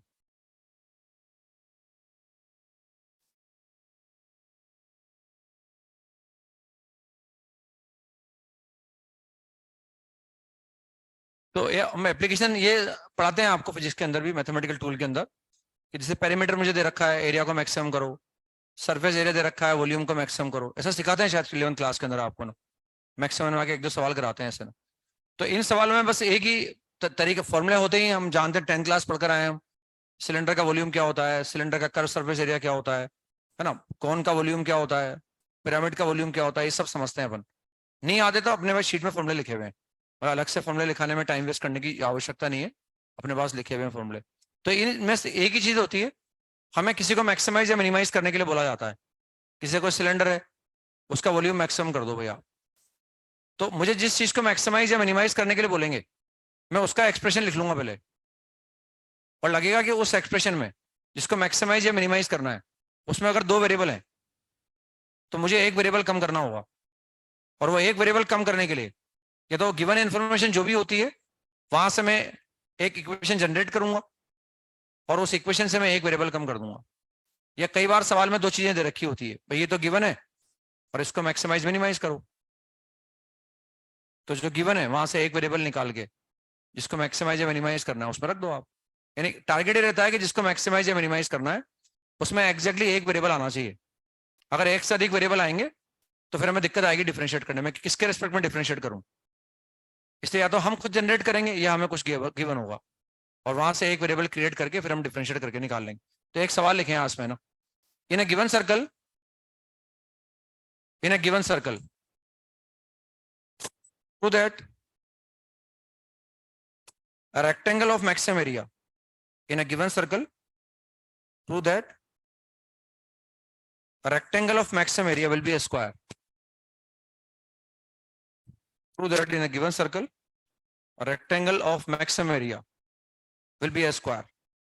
ये वैसे पता होता है ना।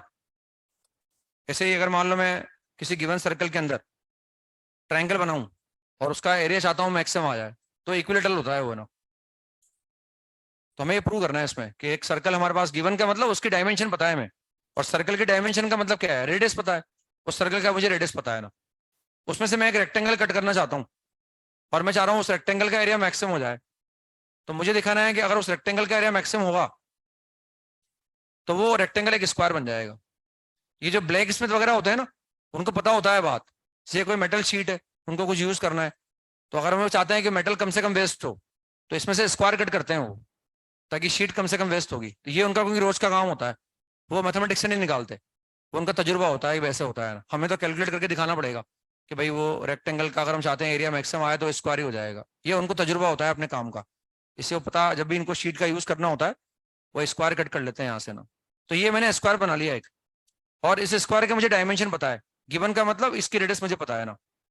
ये इसका रेडियस कम ज्यादा नहीं हो रहा, वो वेरिएबल नहीं है ना। अब इसमें एक रेक्टेंगल बना लो बस आप, ये मैंने एक रेक्टेंगल बना लिया। इसमें इनफाइनाइट रेक्टेंगल बना सकते हैं हम, किसी स्क्वायर के अंदर इनफाइनाइट रेक्टेंगल बनाए जा सकते हैं ना। तो हमने कोई एक बना लिया, और मुझे इसका एरिया क्या करना है, मैक्सिमम करना है। तो मैं इसका एरिया लिख लूंगा पहले, है ना। और लगेगा उसमें दो वेरिएबल हैं, तो मैं कहीं ना कहीं एक वेरिएबल कम करने की कोशिश करूंगा। तो ये रेक्टेंगल है हमारे पास, ये राइट एंगल है, ऑब्वियस सी बात है अगर रेक्टेंगल है तो ये सरकमफ्रेंस पर है, सरकमफ्रेंस पर एंगल राइट एंगल बना रहा है, तो ऑब्वियस सी बात है ये जो हमारे पास आएगा ये इसका डायमीटर हो जाएगा ना। तो ये सर्कल का सेंटर हो जाएगा। इसका रेडियस हमें आर दे रखा है, तो रेडियस को हमने आर मान लिया। इन अ गिवन सर्कल का मतलब उसका रेडियस, यानी this r is not variable, r is fix, ये फिक्स है ना। अब हमें इसको कि इस रेक्टेंगल का एरिया मैक्सिमाइज करना है, तो इस रेक्टेंगल की डायमेंशन को हमने एज्यूम कर लिया। मैंने मान लिया कि ये एक्स है और मैंने मान लिया कि वाई है, डायमेंशन को मैंने मान लिया ना। अब ये एक्स और वाई दोनों वेरिएबल हैं, क्योंकि हमें क्या रेक्टेंगल ऐसा चाहिए कि इसका एरिया मैक्सिमम आ जाए। तो अगर या तो मैथमेटिक्स आती होगी तो उससे कर लेंगे, वरना जिसको मैथमेटिक्स नहीं आती होगी वो क्या करेगा, अलग अलग डायमेंशन के रेक्टेंगल कट करेगा इसमें से। कभी इसको कम कर, अगर मैं सेंटर के नजदीक पहुंचूंगा तो एक्स तो बढ़ जाएगा, लेकिन वाई क्या होगा, कम हो जाएगा। और सेंटर से दूर जाऊंगा तो एक्स कम होगा और वाई क्या होगा, बढ़ जाएगा। तो हम अलग अलग डायमेंशन के, एक बार मैंने ये ले लिया, इसका एरिया निकाल लिया। अब की बार मैंने रेक्टेंगल ऐसा बना लिया, समझ रहे हैं, आपकी बार रेक्टेंगल यूं ले लिया मैंने ऐसे, उसकी विड्थ मैंने कम मान ली, उसका फिर एरिया निकाला। मतलब एक्स और वाई दोनों वेरिएबल हैं, x and y are not fix. अगर एक्स और वाई फिक्स होते तो एरिया क्या आता, फिक्स आता हमारे पास। हमें उसको मैक्सिमाइज करना है, और मैक्सिमाइज उसी को कर सकते हैं जो वेरिएबल है, क्योंकि जो कम ज्यादा हो सकता है उसी को मैक्सिमाइज किया जा सकता है ना। तो हमने क्या करा, एरिया लिख लिया यहाँ पर। ना what is the area of this rectangle, x into Y.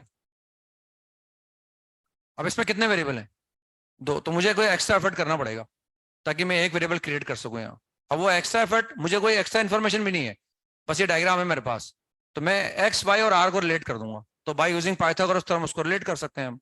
तो हम लिख सकते हैं x square plus y square is equal to 4r square. ये मैंने ऐसे लिख लिया ना, दिस इज इक्वेशन नंबर 2। ये मुझे खुद को जनरेट करना पड़ा है ना, ये डायग्राम को देखकर मैंने लिख लिया। अब मैं यहाँ से कोई भी एक वेरिएबल निकाल के मैं रख दूंगा। तो या तो मैं यहाँ से वाई निकाल के यहाँ रख दूँ तो पूरी इक्वेशन एक्स में आ जाएगी, या यहाँ से एक्स निकाल के वहाँ रख दूंगा। हम चाहते हैं उसमें एक वेरिएबल आ जाए बस, जिसको मैक्सिमाइज मिनिमाइज करना है। फिर जैसे मान लो मैंने एक्स क्रिएट कर लिया, तो विद रिस्पेक्ट टू एक्स में डिफरेंशिएट कर दूंगा और मैक्सिमम का कंसेप्ट लगा दूंगा।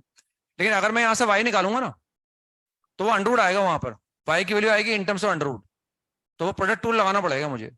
तो हमें करना क्या है, हम अंडरवुड रख के भी क्रिएट कर सकते हैं, हमें बेसिकली एरिया मैक्सिमम करना है। तो अगर एरिया मैक्सिमम होगा तो एरिया का स्क्वायर भी क्या होगा, मैक्सिमम हो जाएगा, ताकि डिफरेंशिएट करना थोड़ा आसान हो जाएगा हमारे लिए। तो हमने एरिया का स्क्वायर कैलकुलेट कर लिया, तो सिंस एरिया स्क्वायर, और एरिया स्क्वायर को जेड मान लो आप, मतलब मैं जेड को मैक्सिमम कर रहा हूँ बना, और वो कितना हो गया, एक्स स्क्वायर वाई स्क्वायर। मतलब वाई स्क्वायर निकाल लो वहां से, z is equal to x square into 4r square minus x square. अब अगर जेड मैक्सिमम होगा तो एरिया का स्क्वायर मैक्सिमम होगा, तो ऑब्वियस सी बात है एरिया भी मैक्सिमम हो जाएगा ना। बस इसको डिफरेंशिएट कर दो, d z by d x कितना आ जाएगा, this is 2, this is 8r square into x. With respect to x कर रहा हूँ क्योंकि वेरिएबल तो एक्स है, 8r square into x minus 4x cube, d z by d x आ गया। And for maximum minima d z by d x बराबर 0, for maximum minima d z by d x बराबर 0। तो यहां से कितनी वैल्यू आ गई, एक तो आ गया x बराबर 0, और आ जाएगा हमारे पास x square is equal to 2r square, x is equal to plus minus r√2। अब हम जानते हैं कि x तो डायमेंशन है, 0 हो नहीं सकती, नेगेटिव हो नहीं सकती, तो फिजिबल वैल्यू एक ही आई हमारे पास, जो पॉसिबल हो सकती है उस तरह की एक ही वैल्यू हमारे पास आई, और हम जो चाहते हैं वो उसी पर आएगा। यानी x is equal to r√2 ही एक फिजिबल वैल्यू आई हमारे पास, और उसी पर मैक्सिमम आएगा इसका मतलब, क्योंकि 0 फिजिबल पॉसिबल नहीं है, माइनस r√2 पॉसिबल नहीं है, तो प्लस r√2 पर ही आएगा ना। यानी x यानी रेक्टेंगल का जो लेंथ है, अगर मैं r√2 लूंगा then only area will be maximum, तब एरिया का स्क्वायर मैक्सिमम आएगा, मतलब एरिया मैक्सिमम आएगा ना। Therefore x is equal to r। मुझे क्या दिखाना है कि जब एरिया मैक्सिमम आएगा तो वो क्या बन जाना चाहिए, स्क्वायर, मतलब उसका x और y बराबर आ जाना चाहिए ना। हम मैक्सिमम एरिया भी निकाल सकते थे, वो मैक्सिमम एरिया भी पूछ सकते हैं कि रेक्टेंगल, अगर एक स्क्वायर में से एक रेक्टेंगल कट कर रहा हूँ तो उस रेक्टेंगल का मैक्सिमम एरिया निकालो, वो मैक्सिमम एरिया भी पूछ सकते थे, लेकिन हमें प्रूव करना है कि वो स्क्वायर बन जाएगा। तो x बराबर r√2 के कोरस्पॉन्डिंग हमें ये सब्जेक्टिव एग्जाम में बोर्ड वगैरह में दिखाना होगा हमें कि इस x की इस वैल्यू पर डबल एडिटिव नेगेटिव आ रहा है, वहां दिखाना होगा हमें कि इस x की वैल्यू पर जो d2z by d x square है वो नेगेटिव आ रहा है, डबल एडिटिव नेगेटिव आ रहा है, इसका मतलब यहाँ मैक्सिमम आएगा। ये हमें वहाँ सब्जेक्टिव एग्जाम में दिखाना पड़ेगा बोर्ड वगैरह के अंदर, अगर बोर्ड वगैरह में ऐसे सवाल के सवाल आते हैं वहाँ बोर्ड में भी है ना, तो यही प्रोसीजर रहेगा। लेकिन हम जानते हैं एक ही वैल्यू पॉसिबल है, इसलिए मैक्सिमम उसी पर आएगा। अब इसके कोरस्पॉन्डिंग y निकाल लो, तो y मैं यहाँ से निकाल सकता हूँ ना, ये 2r स्क्वायर, तो y स्क्वायर भी कितना हो गया 2r square, therefore y is equal to r√2। और मैक्सिमम एरिया निकालना होता है मुझे तो मैक्सिमम एरिया भी निकाल सकता हूँ, maximum area is equal to कितना आ गया, वो x इंटू वाई आ गया ना, तो r√2 इंटू r√2 आ गया, तो कितना आ गया वो 2r स्क्वायर आ गया ना, ये उसका मैक्सिमम एरिया हो गया। नहीं, किसी भी r रेडियस के सर्कल में अगर मैं कोई रेक्टेंगल कट करूंगा तो उस रेक्टेंगल का जो मैक्सिमम एरिया आएगा वो 2r स्क्वायर के बराबर आएगा, और वो मैक्सिमम तब आएगा जब वो स्क्वायर बन जाएगा। अब आगे से पता रहेगा अपने को ना, जब भी वो कहेंगे कि मैक्सिमम एरिया का रेक्टेंगल काटो तो हम साइड लेंथ को ले लेंगे r√2 फटाफट आ जाएगा वो। अब इसमें हमारे पास क्या था, इसमें भाई यही कंसेप्ट सारे सवालों में ये होता है, बस वॉल्यूम वगैरह के फॉर्मूले वगैरह याद हो। ये दो इक्वेशन होती है, दो वेरिएबल आए तब दो इक्वेशन की आवश्यकता पड़ेगी। लगेगा वेरिएबल एक ही तो फिर एक ही से काम चल जाएगा। एक वेरिएबल हो तो उसी के रेस्पेक्ट में क्या करो, डिफरेंशिएट कर दो। अब यहाँ हम ऐसा भी कई बार हम ऐसा भी कर सकते हैं कि मैंने दो वेरिएबल इंट्रोड्यूस किए हैं यहाँ, तो मुझे एक इक्वेशन लिखनी पड़ी। हम ऐसा कुछ यहाँ कर सकते थे जिससे एक ही वेरिएबल इंट्रोड्यूस होता, तो फिर मुझे सेकंड इक्वेशन लिखने की जरूरत नहीं पड़ती है ना। तो हमने ऐसा किया कि भाई मैंने मान लिया ये एंगल थीटा है, क्योंकि अगर ये रेक्टेंगल मैं इसको कम करूंगा, मैं इसको ऊपर ले जाऊंगा एक्स को, तो ये एंगल थीटा कम हो जाएगा। मैं नीचे ले जाऊंगा तो एंगल थीटा बढ़ जाएगा, यानी थीटा वेरिएबल है ना। अब हमने क्या करा, यहां से ड्रॉ कर दिया एक परपेंडिकुलर, ये सर्कल की कॉर्ड है, तो what this length is r sin theta, and what this length is r cos theta. अब मुझे रेक्टेंगल का एरिया लिख सकता हूं मैं। रेक्टेंगल की डायमेंशन क्या आ गई, 2r cos theta into r sin theta, 2r cos theta into 2r sin theta. भाई ये अगर r sin थीटा तो वो भी क्या होगा, r sin थीटा। तो ये 2r sin थीटा आ गया, और ये कितना आ गया, 4r cos थीटा आ गया। ये 2r sin थीटा और ये 2r cos थीटा है। समझ रहे मेरी बात। तो इसमें थीटा आया, सिर्फ एक ही वेरिएबल आया, एक्स और वाई नहीं आया, तो ये मैंने एज्यूम कर लिया और यहां से निकाल लिया। The area of rectangle is a is equal to 2r cos theta और into 2r sin theta.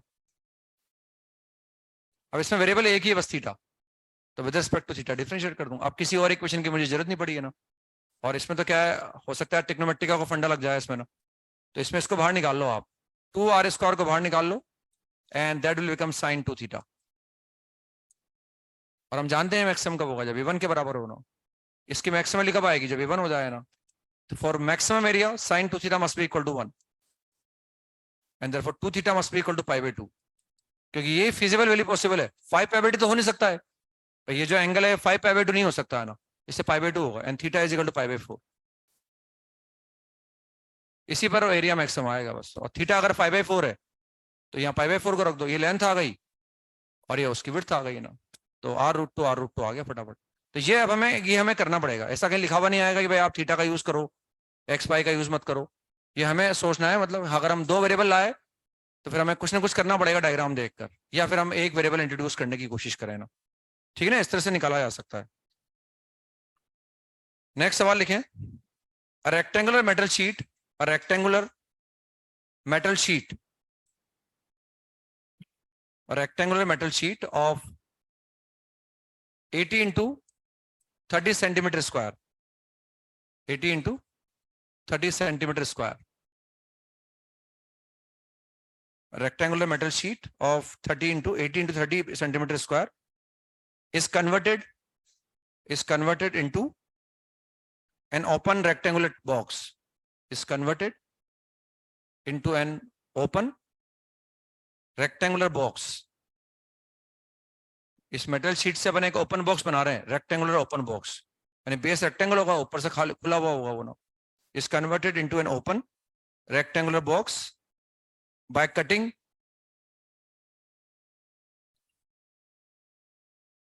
Squares of equal areas, by cutting squares of equal areas from each corner,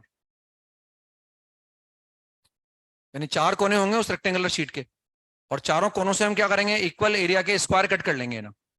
क्योंकि उस शीट से, जो रेक्टेंगुलर शीट है, उससे मुझे box बनाना है। Box कैसे बना रहे हैं वो दे रहे हैं अपने को ना, बॉक्स पे कैसे बनाना है। चारों कोनों से इक्वल एरिया का स्क्वायर कट कर लो आप, and folding up it's flaps, and folding up it's flaps, flap समझते हैं ना, उनके फ्लैप को हमें फोल्ड करना है, and folding up it's flaps, then find the length of the square, then find the length of the square, then find the length या बोले या साइड लेंथ बोलना ज्यादा बेटर होगा। then find the side length of the square, then find the side length of the square, कौन सा square जो हमने कट किया है, then find the side length of the square so that the volume of the box is maximum, so that the volume of the box is maximum। मतलब rectangular sheet है, उसके चार कोने हमारे पास, उन चारों कोनों से हमने इक्वल एरिया के स्क्वायर कट किए हैं, और स्क्वायर कट करने के बाद उनकी जो फ्लैप्स हैं उनको फोल्ड कर दिया हमने, और फोल्ड करके एक रेक्टेंगुलर ओपन बॉक्स बना लिया। अब वो स्क्वायर जो कट किए हैं वो इस तरह से कट करने हैं कि जो बॉक्स बनेगा उसका वॉल्यूम मैक्सिमम आ जाए, ताकि अधिक से अधिक सामान रख पाएंगे उस बॉक्स के अंदर अपन। वो जो हमारे पास शीट अवेलेबल है उसका मैक्सिमम पॉसिबल यूज कर रहे हैं हम, कि भाई अगर उसका वॉल्यूम अधिकतम आएगा तो उसमें सामान ज्यादा आएगा हमारे अंदर, है ना। सामान आएगा या पानी जो भी भरना होगा उसके अंदर में या सामान रखना होगा वो मैक्सिमम आएगा। ये वॉल्यूम को मैक्सिमम रखने का एडवांटेज है ना, ये प्रैक्टिकल एडवांटेज है उसका।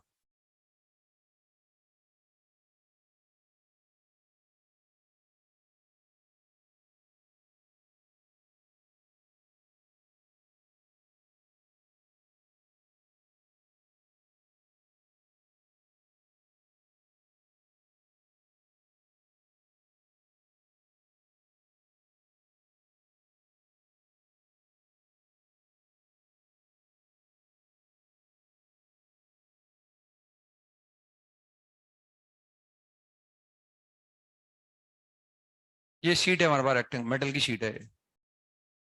इससे बॉक्स बनाना है हम।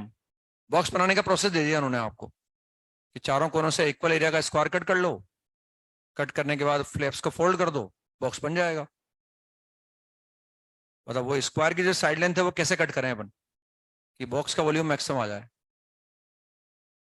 ताकि वॉल्यूम बहुत कम आएगा तो दिक्कत आएगी, फिर फायदा नहीं होगा ना, शीट भी बेकार जाएगी, फिर ज्यादा पैसा लग जाएगा और सामान भी नहीं आएगा उसके अंदर।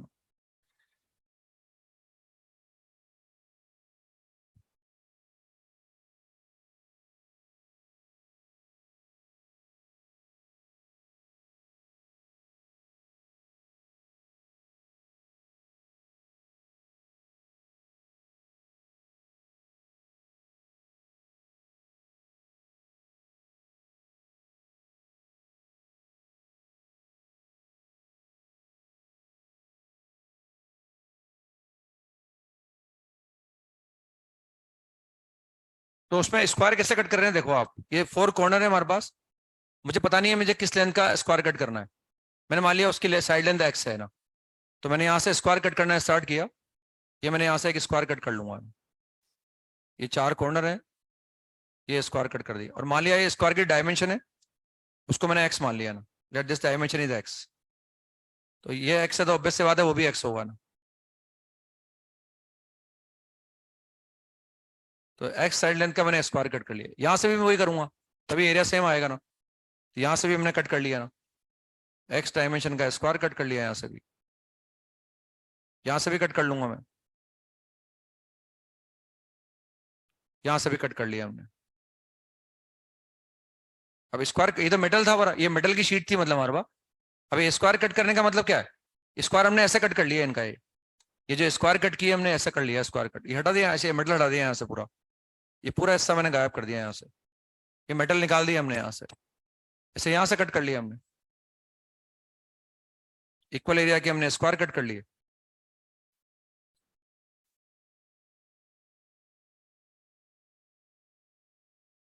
ऐसे यहाँ से कट कर लिया हमने, और ऐसे फिर यहाँ से कट कर लिया।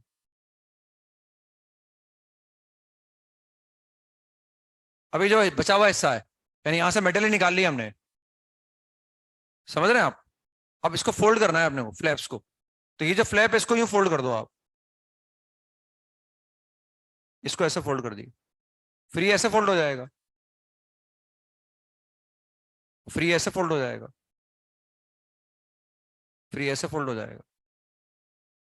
तो क्या बन गया है, बॉक्स बन गया है। उस बॉक्स की हाइट क्या हो गई, एक्स, क्योंकि ये हाइट का रोल प्ले करेगा ना, ये यूं जाएगा ना ऐसे, फोल्ड करने का मतलब ये इसको फोल्ड कर दिया था, ऐसे बन गया है ना, तो ये बॉक्स बन जाएगा इससे ना। ऊपर से खाली रहेगा, ऊपर कोई है नहीं हमारे में, मेटल है ना, नीचे नीचे रेक्टेंगल बन गया वो भी। अब जो बॉक्स बनेगा उसका डायमेंशन, एक्चुअल डायमेंशन क्या हो जाएगा उसका, उसका एक्चुअल डायमेंशन, क्योंकि ये पूरा 80 था तो मैंने एक्स यहाँ से कम किया, एक्स यहाँ से कम किया, वो 80 - 2x हो जाएगा, 80 - 2x। तो जो एक्चुअल डायमेंशन बचेगा वो आ जाएगा 80 - 2x। ये उसकी लेंथ हो गई बॉक्स की, है ना। और ये कितना हो जाएगा, ये 30 - 2x हो जाएगा ना, 30 - 2x हो जाएगा।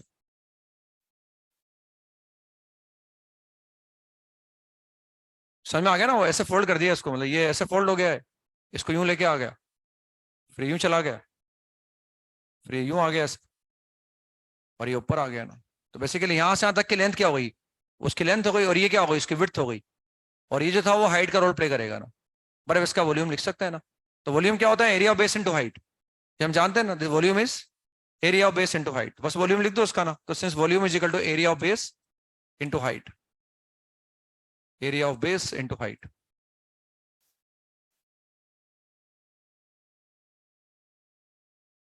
And what is area of base, 80 minus 2x और इंटू 30 माइनस 2x, और हाइट इज x। इसमें एक ही वेरिएबल है ना। अब मैं चाहता हूं वॉल्यूम मैक्सिमम आए, x निकालना है मुझे कि वॉल्यूम मैक्सिमम हो।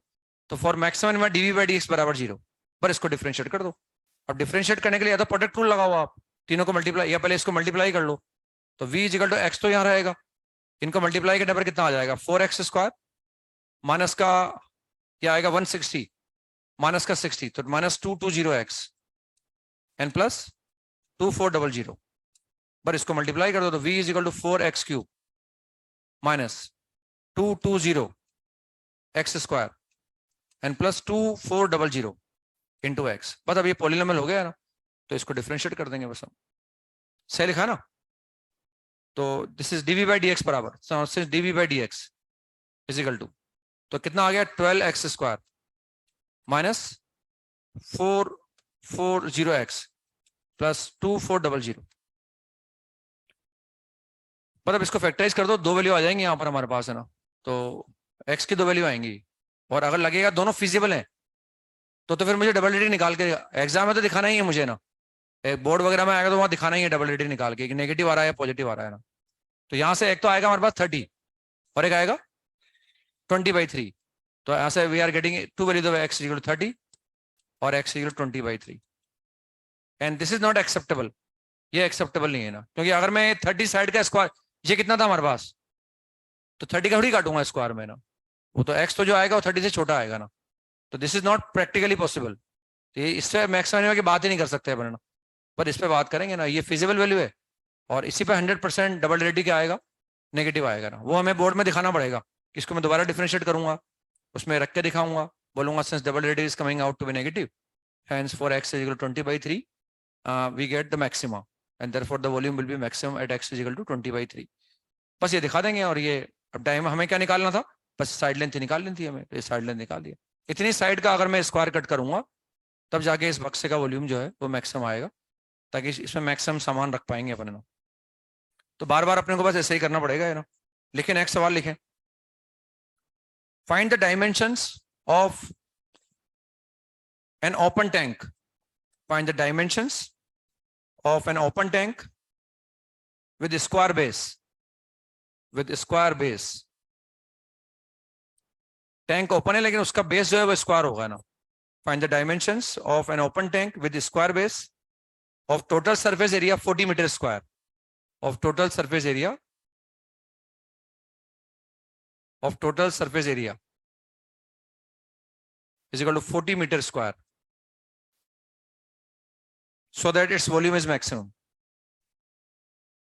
सरफेस एरिया पता है मुझे उसका ना, कि हमें एक ओपन टैंक बनाना है जिसका बेस स्क्वायर रहेगा, और मतलब ऊपर से खुला हुआ है वो ना, ओपन टैंक का मतलब हो गया उसका बेस स्क्वायर है, और उसका जो surface area, total surface area है वो 40 मीटर स्क्वायर है। तो सरफेस एरिया मुझे इतना ही रखना है, और हमें उसका वॉल्यूम मैक्सिमम करना है। बेसिकली जो बनाने का खर्चा आता है ना, वो सरफेस एरिया से डिसाइड होता है ना, वो डिसाइड होता है सरफेस एरिया से। तो सरफेस एरिया कम रखते हैं अपन, भाई इतना रखूंगा अगर मैं तो खर्चा मेरा कम आएगा, और मैं वॉल्यूम मैक्सिमम कर लूंगा, अधिकतम सामान आ जाएगा मेरा उसमें ना। किसी भी चीज को बनाने का जो खर्चा आता है वो सरफेस एरिया से आता है ना, और सरफेस एरिया कम आएगा तो खर्चा कम आएगा। तो उन्होंने पता लगा लिया होगा भाई इस सरफेस एरिया से मेरा खर्चा कम आएगा, तो उन्होंने बोल दिया भाई एरिया तो मैं ये रखूंगा, अब मुझे वॉल्यूम मैक्सिमम करना है ना। तो डायमेंशन क्या रखूं, उस स्क्वायर की साइड लेंथ क्या रखूं, उस टैंक की हाइट क्या रखूं, कि सरफेस एरिया तो ये आ जाए और मेरा वॉल्यूम भी मैक्सिमम हो जाए ना।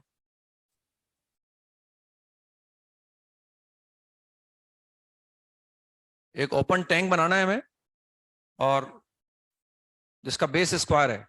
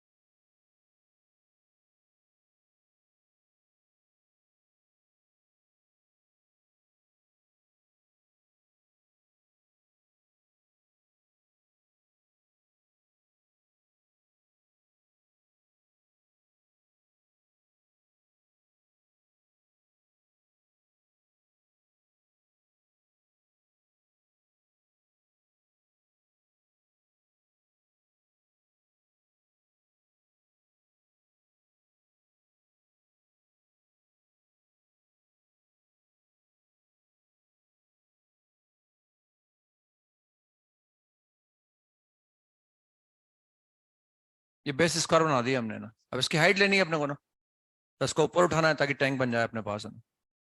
बेस तो स्क्वायर बनाई दिया हमने ना।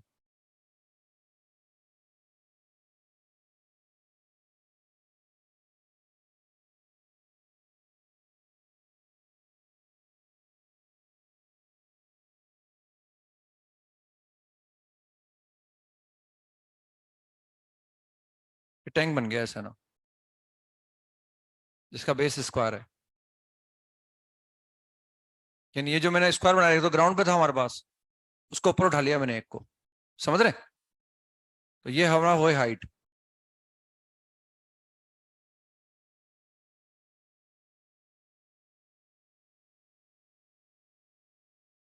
जो थोड़ा मीनिंगफुल नहीं लगेगा वो, तो उसको हटा देता हूँ मैं यहाँ से ना।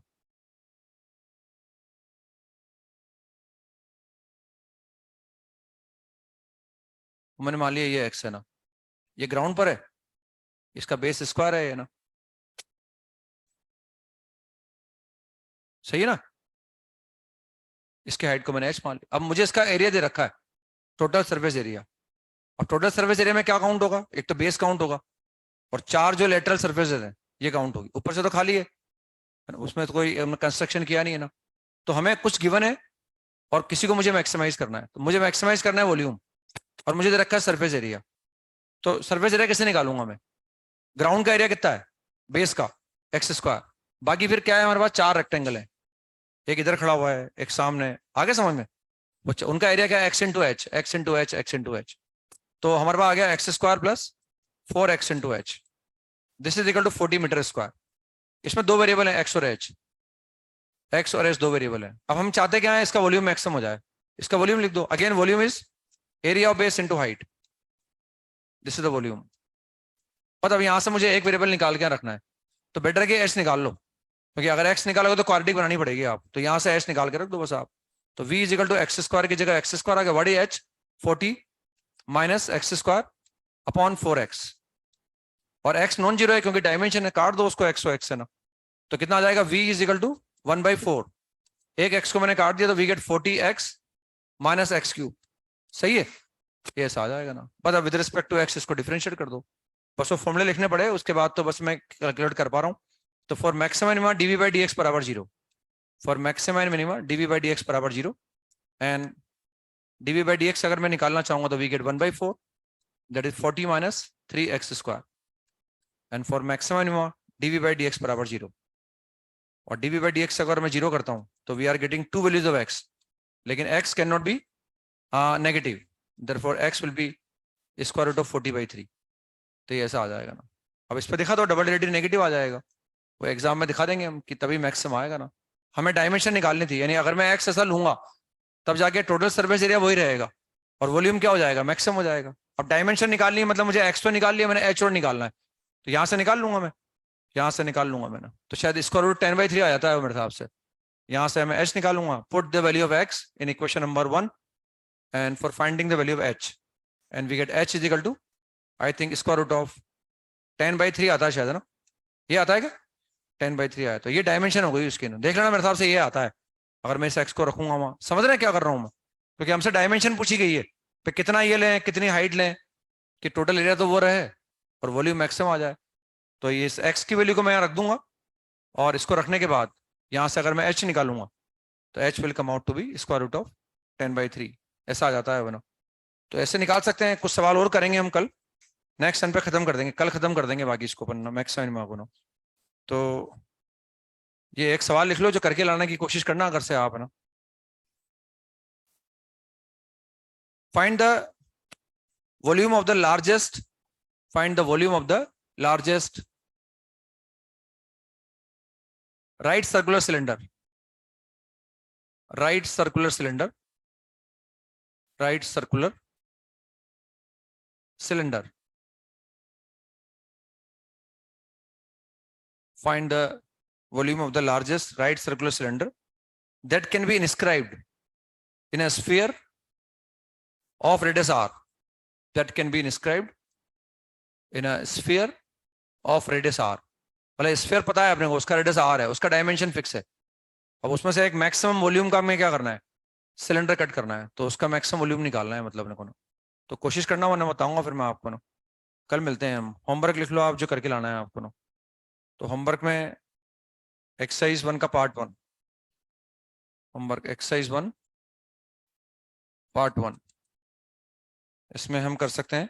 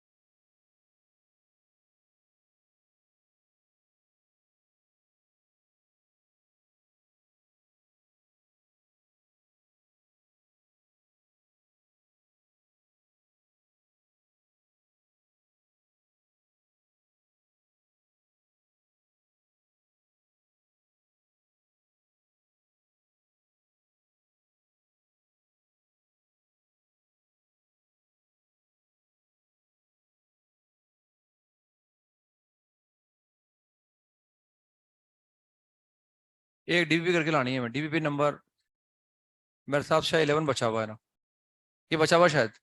देखो 11 नंबर का डीबी बचा हुआ है ना, है किसी के पास? देखो एक मिनट, शायद 11 बचा हुआ है मेरे हिसाब से।